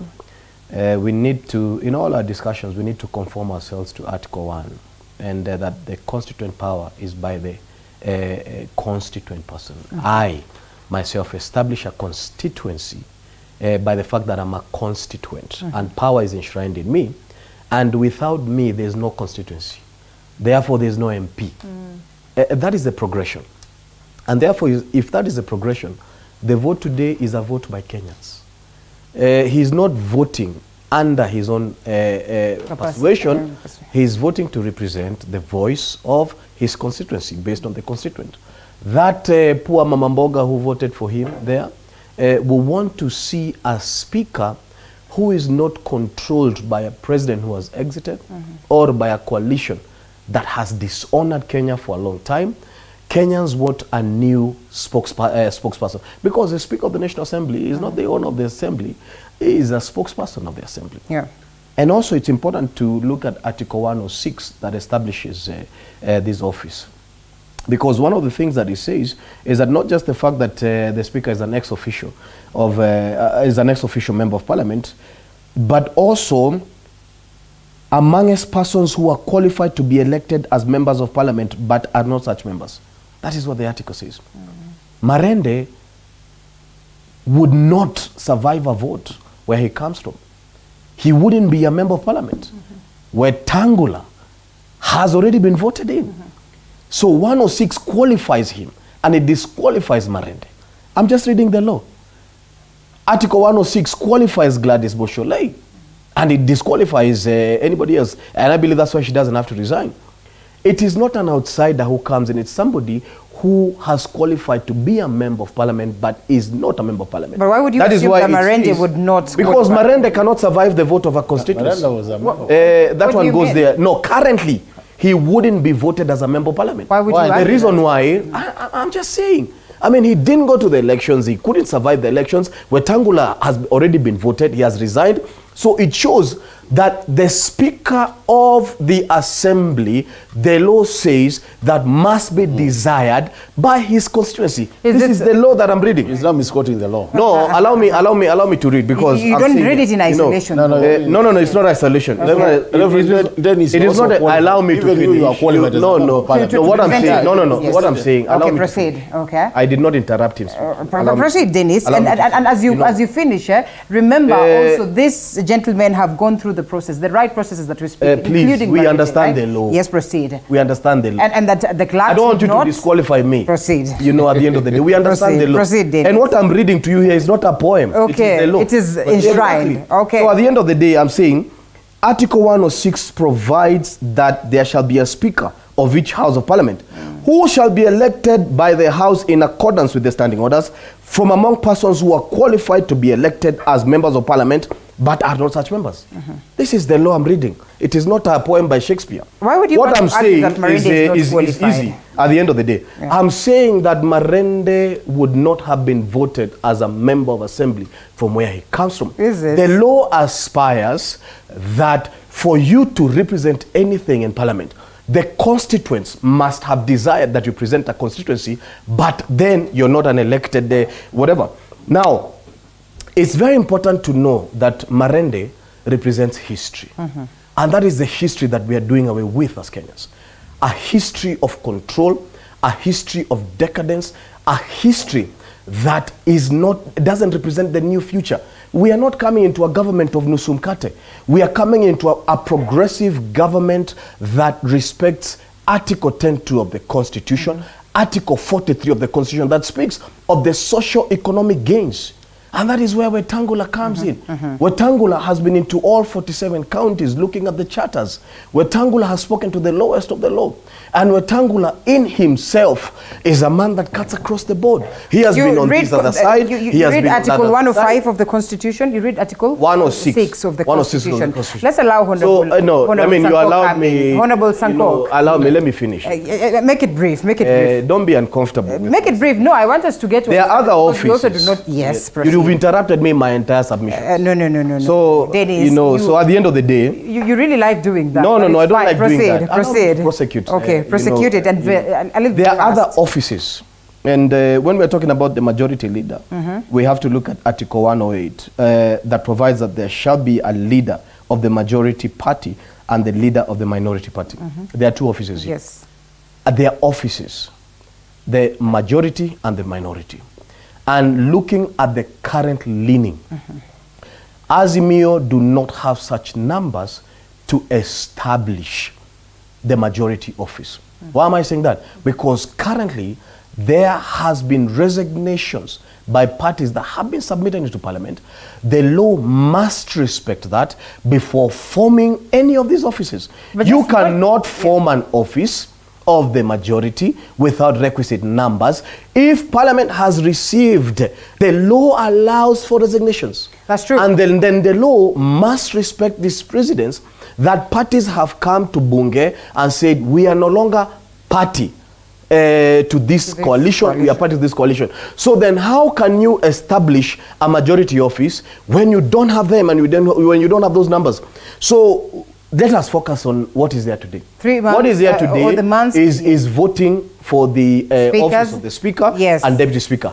The one for majority must take a legal precedence whereby the resignations must be respected by law, and that majority office by and large will sit with Kenya Kwanza. What we want Azimio to focus is in establishing that minority office as a sharp office for opposition, that they must establish every requisite oversight authority that is given to Parliament, and they must keep government in check.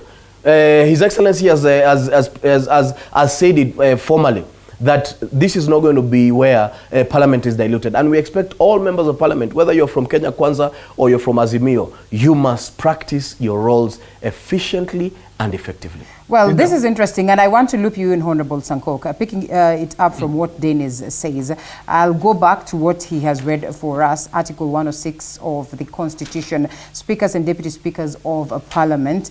They say there shall be a Speaker for each House of Parliament, who shall be elected by the House in accordance with the standing orders from among persons who are qualified to be elected as members. What are the qualifications for a person to be elected as a member of Parliament? According to Dennis, then Kenneth Marende would not stand that position. I would want to believe that this is open for every other Kenyan, for as long as you are according your papers and credentials and everything that is required by law, that is to the IEBC, and for them to make a determinant factor.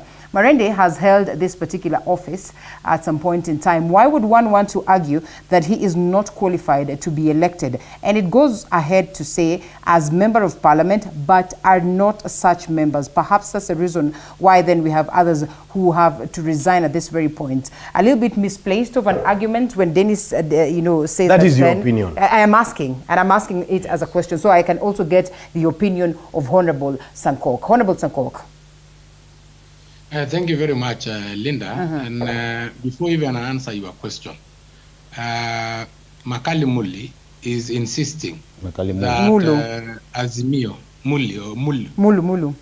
Makali, okay, Honorable Makali, is insisting that Azimio will form the majority side. I want to remind him that probably this is their last bullet of blackmail. You know, in the past, they have been using blackmail through street riots, demonstrations, and swearing in, kungoa rally, for them to be able to enter into the government. We are already above that. Please focus on the debate. What they did, entering the government of Kanu through the back door, and entering the government of the late Mwai Kibaki through the window, and entering the Jubilee government. I think Kutumia pipe a chore, but this time round, that's so good. Honorable Sankok, all right? Honorable Sankok. At this level, even when you're out there, there will be no Linda. There will be no Nusumkata, and there will be no handshake. And Honorable Sankok, that is clear. The President-elect has made that clear. Can we just have some essence of decorum, and especially at this point where we're calling upon Kenyans to maintain that aspect of peace, yeah? Yes, Linda. And we are just trying to tell them that if this is their last bullet, by insisting that they will form the majority side and enjoy the privileges of the majority side, then it's not possible, because there are parties, and I've given an example of UDM, which have resigned from Azimio, and have signed a coalition agreement with Kenya Kwanza. As whether it is legal for them to resign, it will be determined by a process in court or probably elsewhere. But as per now, they have said that they are not members of Azimio. you cannot force people to be your members, because the Constitution gives every member, every citizen, the right of association and the right of joining any political party or any political... Honorable yes. Sankok, allow me to ask this question. What is left of the voters who believed in these members of parliament, elected them, based on their ideologies, some based on a party affiliation, some, looking at the fact that, he is an independent candidate, but I think he is capable of doing this, perhaps totally in disagreement with the other parties that were in existence, and therefore you wake up and tell them that all of a sudden you have to shift gears and sell the agenda of a party that perhaps the citizens, the constituents really did not want you to. Linda, you may not know what consultation took place before they joined Kenya Kwanza. Okay. Probably it is the Kenyan citizen from their respective constituency who have sent that fast, Honorable Sankok, 2-3 weeks after, 1 week. That's fast. Even a day. Well, they say it's quite long in politics. All right, all right. My friend Makali, don't be very... Honorable Sankok, please. You want to take You are above that. You are above that at your level. Honorable Sankok. It's a debate. I know. All right. I know. Proceed. Oh. I know you want to be the majority leader. No, me, I have no business. I'm in a position for 15 years. No. You'll be in another. I know you may make it to the 14th parliament. Actually. And you may be in Kenya Kwanza that time, and you will be a contender for the majority leader position. So I think, Linda, as I have explained, that is what it is. And what Dennis have said about qualification of Marende and qualification of Wetangula. We from the Kenya Kwanza know that Wetangula is more qualified than Marende, but both of them, having passed through the process of being picked as a candidate for the speaker position, is that show that they are qualified, because I am sure the clerk of the National Assembly must have looked at all the laws and say who is supposed to contest. If they were not qualified, then they will not be in the ballot today. But because they are in the ballot, they are all qualified. But we are saying Wetangula is more qualified because of experience, because of what he brings on board, because of the economic charters that he have gone throughout the country to sign, and so on. Well, I have a right of reply because, Honorable Sankok is mentioning my name. I want to state on this national TV that I've never been a member of parliament in government for the last 10 years. I've served my people faithfully, and they have always elected me knowing that I'm in the opposition. So I don't miss the government at all in my leadership. The only thing I do is I do my work as providing the law. And that's why I want to push Reverend Dennis back to what he was saying earlier. That, when you look at what are the qualifications of a member of parliament, for you to become a member of parliament, what do you require to have in Kenya? They are clearly stated. And it means any Kenyan who meets those qualifications can be a member of parliament. As to whether you present yourself to be a candidate or not is another question. So the fact that you are qualified and you have not presented yourself does not mean you can't become a member of parliament. That's what we were saying earlier, that Honorable Marende, once in the history of this country, was a member of parliament, which means he had met the qualifications of a member of parliament. The other thing, if you look at the requirements to become a speaker, they are also, if you look at the notice which went out, it was very clear what you need to have for you to qualify to become a speaker of the National Assembly or the Senate. And the fact that his name is he is a candidate today, it means he has already met those qualifications. So please, let's allow, it's good for people to campaign for their candidate. And I like what they are saying about Wetangula and all that. But I say, even as you campaign, don't misinform Kenyans. Provide information to Kenyans. Kenyans are very diligent, I can tell you, Linda. For the many years I've been in politics, there's a lot of propaganda which is pushed to candidates. This is like this. But Kenyans, at the end of the day, they know the truth. So what we're saying, at the end of the day, in the evening, we'll be giving the Kenyans the speaker we think is the best speaker. I represent the people of Kitui Central. My vote, the one I will cast today, will be a representation of the 77,000 Kitui Central voters. Because they elected me to be their member of parliament. So that's why you see, I just don't go and vote. I'm not a voting machine. I need to think hard and see. The speaker I'm going to vote for today, is it a speaker who is going to champion the interests of my people, Kitui Central? And if I think no, then I will not vote for that speaker, whether he's in my coalition or not. But we are saying, as members of parliament, we also have a stake, because the speaker is the chair of the Parliamentary Service Commission, who is my employer. Yes. So I will be looking at it from the interest of Kenyans who have elected me, and my own interest as a member of parliament, because that's my employer who takes care of all my issues, medical, insurance, everything is under. That's the man who sits on that table where they're discussing. And I get someone who might not even appreciate that being a member of parliament has a lot of work to be done for you to become, then I will not vote for them. But the other thing I want to say, you know, when you listen to my friend Honorable Sankok and you listen to Reverend Dennis here, you might think that the president-elect has come from the moon. We have said it in this show many times, and I'm going to repeat it. Honorable Samoei Ruto, the president-elect of Kenya, has been a politician in this country since, is it 1992 or somewhere around there? Oh, 97. 97. So when you start talking about the 12th parliament, Ruto was the deputy president of this country. What happened to that parliament? A lot of interference. He was the deputy president. He can claim he was not the head of the state. So today, I'm really sitting and waiting to see him providing independence to parliament as he has promised. Because if we were to go by history, I still have my doubts. He was there when Uhuru was doing what they were doing in State House. You go there, as members of parliament, instead of being told, go to the committee and elect your chair who you think is more competent, you are told this is the chair, this is the vice chair, this is the chair, this is the vice chair, irrespective of their qualification, so long as you are just a member of the party. And that's what we are saying. For parliament to be independent, we must have committees of parliament which are elected, the chair and the vice chair are elected by members of parliament, so that when the chair and the vice chair don't do their work, as expected in the constitution, we can put them into question. We can question their performance, and if need be, even vote them out of office on the basis of incompetence. But no, now we think why in terms of the parliament, you will not vote anybody out of office in terms of incompetence.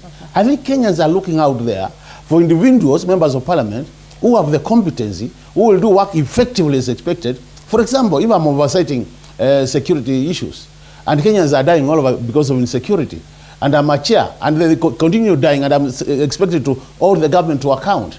But because I was just appointed to be the chair, you know, they always say the one who pays the what? I'm sure Dennis Nthumbi, the one who pays the tune, is the one who calls the shots. So we want a parliament, which is, and I really am looking forward, and I wish that the president-elect will be able to keep his word, that he wants a parliament which is independent to do their work. If we go that way, Linda, we will be growing our democracy. We will be maturing our democracy. And that is the way to. We don't want our president who is so much scared of parliament that every day he has intelligence officers all over, whooping all over parliament to report to him what is happening in parliament. We want a president who says parliament is independent, parliament has a very clear law defined in the constitution, and I want them to do that. I was very happy when I saw him saying he wants these ministers to come to the house and be accountable to the house. That the questions we ask every day about security, about roads, about water, matters relating to our constituencies, that we have a minister who can say, on this matter, I'll provide water in 2 weeks. Other than a chair of a committee who will tell you, I'll consult the minister. Okay. This is not what is leaders. And that's why I'm saying, having been a member of the minority for a long time, really, I like it because I can say anything I want to say without having to worry about what the executive. Okay. Yeah. Well, and I'd love to know whether this is by design that we have two people from the Mulembe Nation, or maybe it was just well, the fact that they presented their papers. We take a short break and then we come back.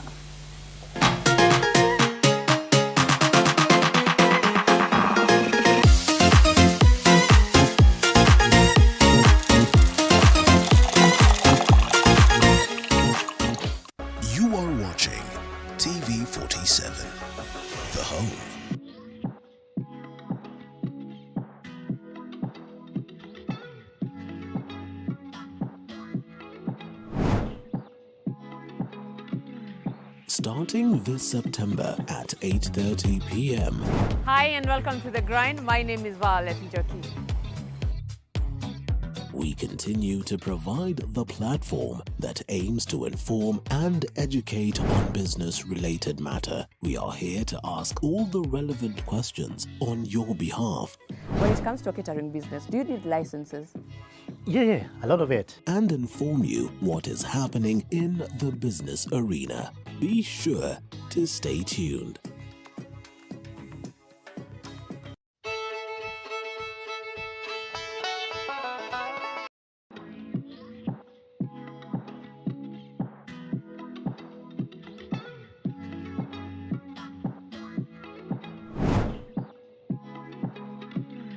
Starting this September at 8:30 p.m.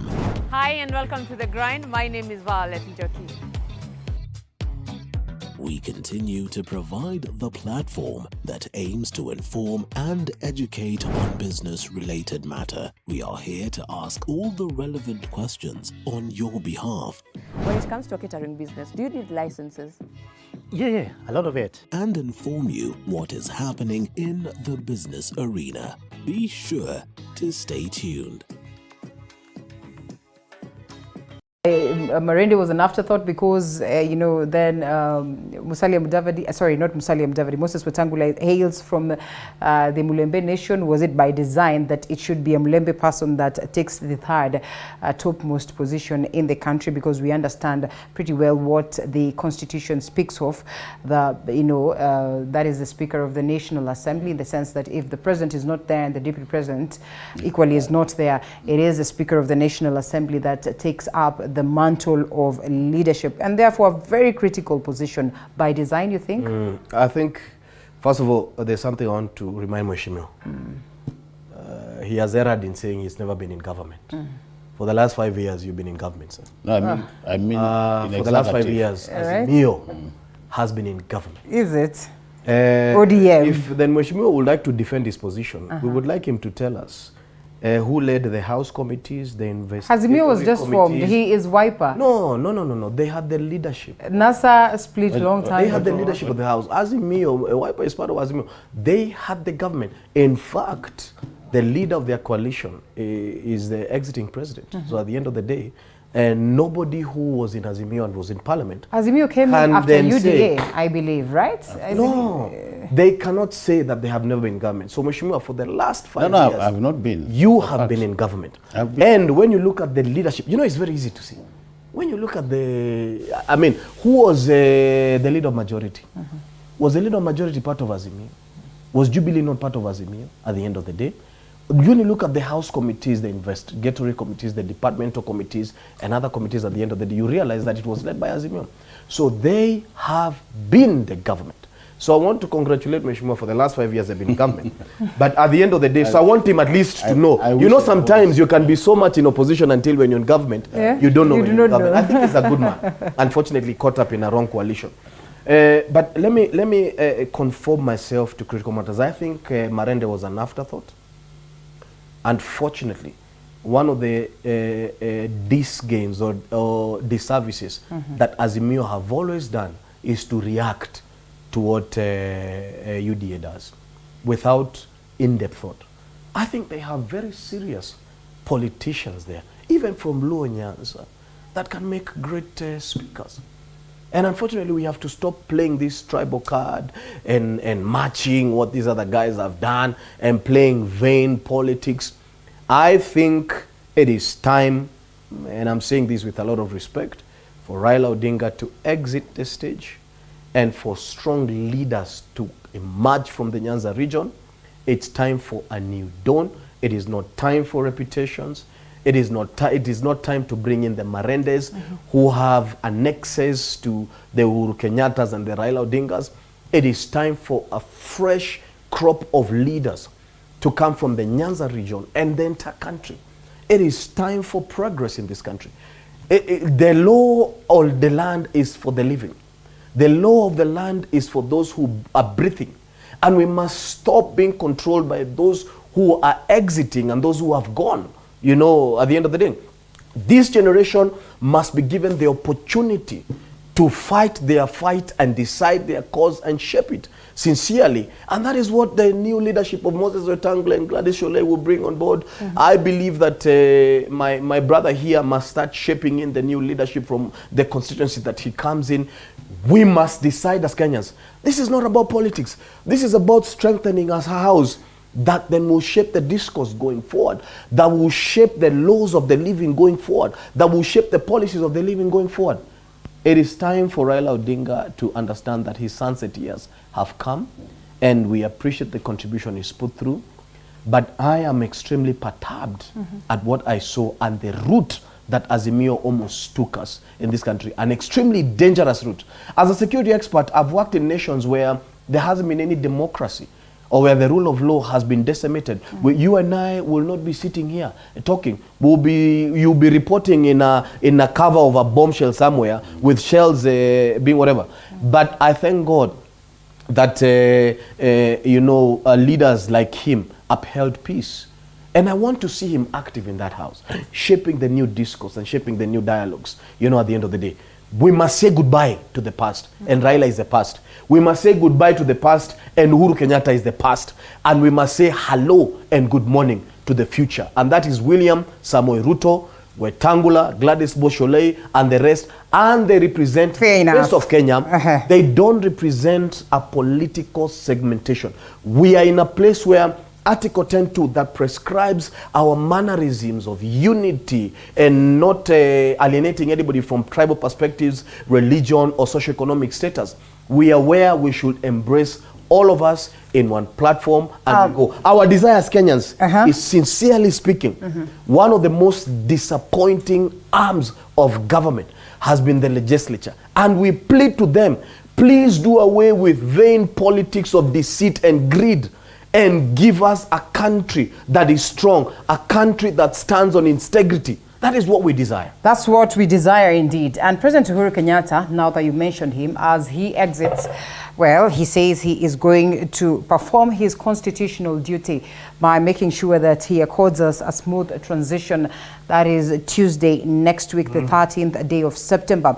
But he reminds us that, well, his is going to be Right Honorable Raila Odinga, his leader. Well, that could really not be of a matter to the people of Kenya. But one thing he speaks of, he worries about the people of Kenya, saying that, they failed to elect a leader who's going to guarantee them that aspect of unity, that aspect of peace. In as much as Deputy President William Ruto has said that his is a mission to make sure that he unites all the Kenyans. This is the president, that is President Uhuru Kenyatta, who's exiting, a friend, a person who's worked closely with Deputy President William Ruto. Should Kenyans be worried?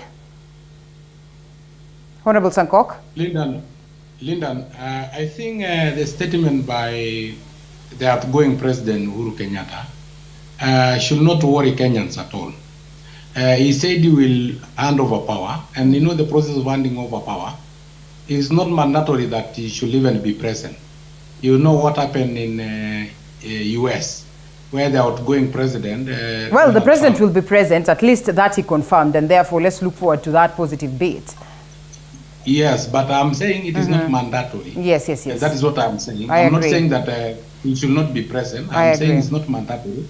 And I've given an example of what happened in the US, where the outgoing president, Trump, did not attend the swearing in of Biden.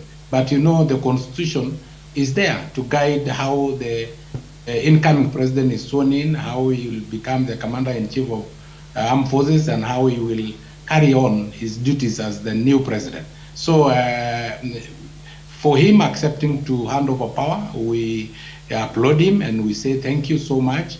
And for him to recognize Raila Odinga as his leader, I really don't know what he meant, because to me, he is the leader of Raila, because he's the chairman of Azimio.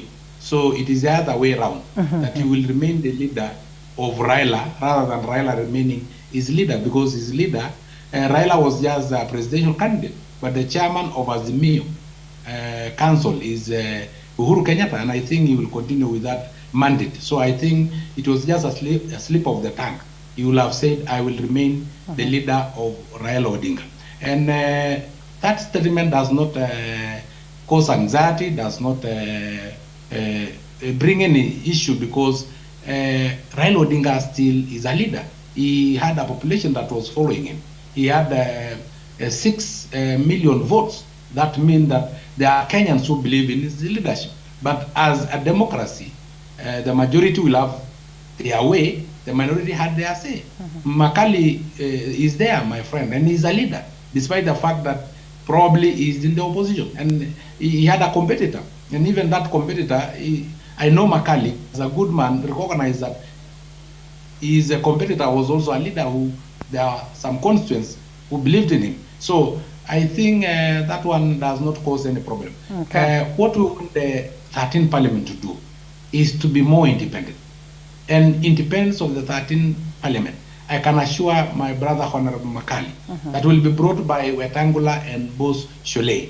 You know, those are characters who have been in Parliament, in the 12th Parliament. They have seen how the 12th Parliament was operating, sometimes from State House. You know, some of us were de-whipped by simply having a different opinion or associating ourselves with even members of Jubilee, because at that time William Ruto was the deputy party leader of Jubilee, and by virtue of being seen as a friend to William Ruto, some of us were de-whipped from committees, some lost their majority party leadership positions, and others because of just association. I think the 13th Parliament should come out of that and be more independent and be more pro-Kenyans and not more pro the rich Kenyans, but be pro the weak Kenyans, because a government is judged by how it holds the hands of the weaker members of the society. The weaker members in this scenario is not the big corporates, is not the big companies that make billions of shillings. It is that mama boga, it is that border guy. You know, there are so many of them. And the moment we create our economy based on the bottom up, just like what America is now doing, is that they have the bottom up, middle out economic model. We in Kenya, we have insisted, especially from Kenya Kwanza, that we have to have the bottom up economic model where our resources and our laws will be tailor-made towards protecting the small and medium enterprises so that they can grow and become big enterprises, because even the biggest enterprises we have grew from somewhere. So we want to grow these small and medium enterprises, because that generally will now grow an economy, because we will be growing 1 million small, medium enterprises, and they will grow into big enterprises rather than protecting the ones that have been there. And by growing them, they may be so many in Kenya to an extent that we will export our medium, our enterprises to other countries and earn us foreign exchange. So that is where we are as Kenya Kwanza. And again, I wish the outgoing president all the best. I know he is still regretting why Raila did not become a president, and that is why he's actually mentioning it to Kenyans that we lost an opportunity. I want to tell him we did not lose an opportunity. We actually got an opportunity of ensuring that every Kenyan child have an ambition that Kenya is a democracy with a level playing ground where you can come from a chicken seller to a president. You know, I think the president is regretting that the dynasties, the 3 families are no longer in leadership. That is what you will have just come out clearly to Kenyans. You know, to be sincere, that is what he's regretting. He's not regretting of any opportunity lost by Kenyans, because it is Kenyans who elected whoever they have elected. It is Kenyans who elected Makali instead of his competitor. So Kenyans did not lose any opportunity. It is the big families, the dynasty families, the 3 families that have ruled Kenya in decades that have lost an opportunity. That is what sincerely Kenyans should say. Interesting view right there, Honorable Makali. Without focusing or delving much on that because of the question of time. The president-elect also, as we look forward to forge forward. Let me just say this, Linda. I think in terms of what President Uhuru said, that is his democratic right as a Kenyan. He can say what he wants to say. For me, I don't have any problem with it. He is an outgoing president, and he says if it was his wish, that's what would have happened. It didn't happen, so there's nothing wrong. I want to tell my colleagues, both Reverend Dennis and Honorable Sankok, that for Parliament to be independent, the executive must keep away from parliament in terms of controlling parliament from State House. And since they seem to be very close to the president-elect, I think some of the things they should be telling him as part of the counsel they will be providing is to say that it is time he allows parliament to operate independently. If they do that, they will be helping Kenyans. And I can tell you, Kenyans are looking forward to the day when parliament will be independent. But you know, Linda, those of us who have also done a bit of studying in terms of international issues, you realize that all over the world, it is the work of the executive to weaken the executive, the legislature. Because if you have a very strong parliament, then the executive is not always very comfortable. So even as they make their recommendations, they must know that out there, every president, every executive over the world, their work is to make sure that they continue weakening parliaments. But what they forget is that at the same time, parliament is also the custodian of democracy all over the world. So if you want your democracy to grow, you need to make sure that parliaments become more stronger, they become independent, and in that case, then you're able to have a very good governance. I hear Reverend Dennis saying he's a governance expert. So once you weaken parliament, then you also kind of weaken your democracy. Now, as my parting shot, Linda, as members of parliament, I want to assure Kenyans that they have elected members of parliament who have experience, who are diligent, and we can tell them whatever we are going to do, just as we'll be swearing in another few minutes, that we are going to uphold the constitution. Our loyalty is going to be Kenyans, not to anybody else. We want to assure Kenyans that after swearing, being sworn in, we are going to be members of parliament who will be able to put national interests as priority number one. So matters of national interest, where we find this good for Kenyans, irrespective of whether I'm Azimio or Kenya Kwanza, my vote will go for where Kenyans are benefiting, not where my coalition or Makali as a person is benefiting. And if we move forward that way, I can tell you, we'll push this country to the next level they want. Nobody will care whether you are in the government or not in the government, so long as you do your work. We are going to do our work as parliament. We will support the executive where they have policies which support Kenyans. We will support the executive where they bring bills which are for posterity and pushing Kenyans to the next level. But we are not going to support anything in parliament which is going to work against Kenyans, because that's why we are elected. And at the same time, even though I'm elected to Kitui Central member of parliament, I'm in the National Assembly. When you get to the National Assembly, you become now a national leader. The issues we deal with are national. They are not Kitui Central-based issues. Those will be dealt with by my MCRs. But whatever I'll be doing is for national interest. And that's why I think really, I want to encourage our members who have come, because some of them are new, that when you come to parliament, you need to remember that even as you balance between your constituents and the other things, Kenya comes first. That's why you see we are swearing our agency to Kenyans, not to my people in Kitui Central. And I'm saying I'll have all the constitution. The constitution is the Kenyan Constitution 2010. So really, I want to assure Kenyans, we are going to make sure that we do our work effectively as required in the constitution. And at the same time, as members of parliament, we also want to assure Kenyans that we'll do our best to ensure that there is peace in this country. All right. Now, as I conclude, I want to say, Linda, I've had my colleagues campaigning for Wetangula and Sholei. You know, my party leader is Kalonzo Musyoka. I'm not in the Senate. I can't vote for him. But I want to tell the senators in this country, if they want to get a speaker who can really balance things in the Senate, that is Honorable Stephen Kalonzo Musyoka. So I also want to ask them, as Dennis asked me, I hope he makes phone calls immediately after this. That they vote for my party leader, Honorable Kalonzo Musyoka, to be the Speaker of the Senate. Well put. I submit, and thank you very much. Thank you so much, Honorable Dr. Makali Mulu. And to you, Dennis, of course, the President-elect, the Kenya Kwanza government, if not UDA government, and your expectations as we close.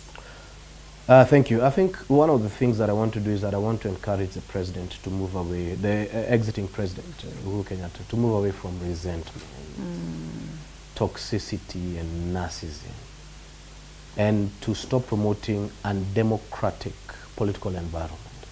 We are past that. The elections are over. Let him be an astute father who loves the nation and retires in peace, really. And let him support and conform himself to the new reality that William Samoei Ruto is also the president of Uhuru Kenyatta. William Ruto is his president. And let him respect that the same way he wanted to be respected when he's president. When he conforms to that, then Kenya really will respect him. Kenya does not necessarily need his contributions. I think it's important for him to know that the country has moved on, and we appreciate the gains and the misses that he has brought on board. Sometimes the misses help us develop more democratically. The assault that he brought into Bomas have helped us move as a nation and understand that the election can be stopped at Bomas. I myself, even a security expert, I have never thought of this. But what I saw is that we need to do some improvements, you know, going about. Now, His Excellency William Samoei Ruto, who is one of the leaders that I know is greatly accommodative, extremely inclusive. Even some of us are shocked. You have no idea who he's talking to in the night. It doesn't matter from which political divide that they're in. And that's the reason why I want to ask my colleague here, my brother, who I have a lot of respect to, when Kalonzo loses in Senate, bring him over to work with His Excellency. Okay, that's a conversation that is on, yes? No, that is the greatest. I have always seen Kalonzo in government. I don't know what disease is this that eats Kalonzo into the opposition. I have been disappointed with Kalonzo for the last 15 years. I have tried to reach to him. I have been in prayer meetings with him. We have succeeded prophecy to him, but we always see him dancing Kanungo with Raila. And we're wondering what is wrong with him. Interesting. But at the end of the day, I want to plead with him. Yes. And I want to plead with my brother for Kalonzo to contribute to this nation rightly. Please, let him dilute what he has against His Excellency William Samoei Ruto. Go and shake hands and let them work together. And at the end of the day, you'll see him in greater platforms in government. I believe that he has a lot to contribute in government. And we are having the swearing in on Tuesday. And we want to dissuade Kenyans from believing this notion called handing over power. When you look at Article 141, Chapter 9 of the Constitution, Part 2, it talks of transition. It talks of the assumption of office of the president. And it is an open judicial process. In fact, the handing over of the sword is decorative. It is a ceremony. You know, it is not prescriptive by law at the end of the day. I know that Part 4 says that Parliament then shall prescribe how this process is done. But at the end of the day, the swearing-in ceremony is a judicial process. It is a court process that is open for all Kenyans to participate. You understand, at the end of the day. I believe that, I think, and Mheshimiwa, you'll advise this can as well be done in a court of law, where the president-elect goes and takes his oath of office, and it is done. But the reason why it is opened is because all Kenyans can participate democratically in it. But principally, even the trooping of colors by KDF is ceremonial. The most important process in terms of the assumption of office is that the president will take his oath, period. It's a process that is judicial, and that's it. So this thing of I will hand over power when I'm smiling or not smiling is neither here nor there. And it is destructive politics that Kenyatta needs to move away from. Sincerely, we are tired, we are hungry, we want to see a nation that is prosperous. And Parliament must move fast to build architecture on the bottom-up economic model that I believe also your constituents will be able to benefit from. That is the progression that we desire as Kenya Constituents. Dennis Nthumbi, thank you so much. As we close, Honorable Sankok. Yes, my desire, first of all, is for all Kenyans to be able to attend that ceremony of what Dennis called a judicial process, which it is, because it is taking of an oath by the president, who is now the sitting president of the Republic of Kenya, William Samoei Arap Ruto. And I invite even my friend Makali, please come with Kalonzo. Let us all sit together and witness this historic moment. Secondly, I will like the 13th Parliament, now Makali is there, to be able to prosecute some of the agendas that we were not able to prosecute in the 12th Parliament. Especially we had what the president gave as a directive, the outgoing president, as a lifestyle audit.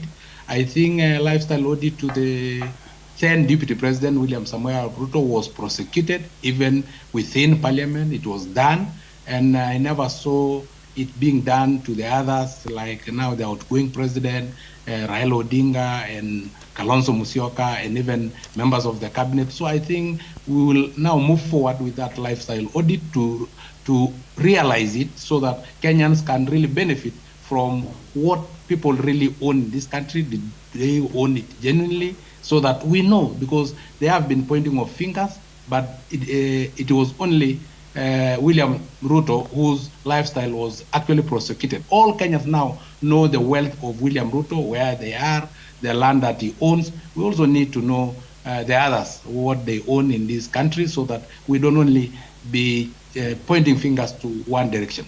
Thirdly is that I want Parliament to enact laws necessary to actualize the bottom-up economic model, which they know even the constituents of Makali and the others who are in Azimio will benefit, because every constituency have its fair share of hustlers, fair shares of mamambogas, fair share of border characters. So I think Parliament should assist us in that so that we can implement that very important economic model. All right. Well, thank you so much. Even as we close, yes. You know, the agenda of the current government should come from them to Parliament. It's not Parliament to come. It is them to push that agenda to Parliament. As Parliament, we said national interest comes first. So when they come to Parliament, we'll be able to push that. But the other thing, I've been checking the list of nominees. I have not seen any hustler having been nominated. But that's another that's story for another day. Well, I don't know what then would be the definition of a hustler this time around. I'm just Gloria Zoroba of today will tell you they are the hustlers. You are scrolling there. Papa Roba is a hustler. He's not, you know, he does not look at his lifestyle. I mean, I will ask all the best. All the best. All the best. Honorable Sankok, we have to close Linda, because we have to release Makali. Yes. Is not Linda. Yes. Makali Mulu should understand that a hustler is not a poor person. No, but that's what I've been telling. Hard working. Thank you so much. Hard working. All right. Well, the narrative sold proper. That's what I've been telling you guys. Yes. Honorable Makali Mulu is up already. He should be proceeding to Parliament, and we'll be following these proceedings as well live on TV47. And yes, to keep you up to tabs, a member of Parliament elect Kitui Central in some hours time, you will be officially the member of Parliament Kitui Central.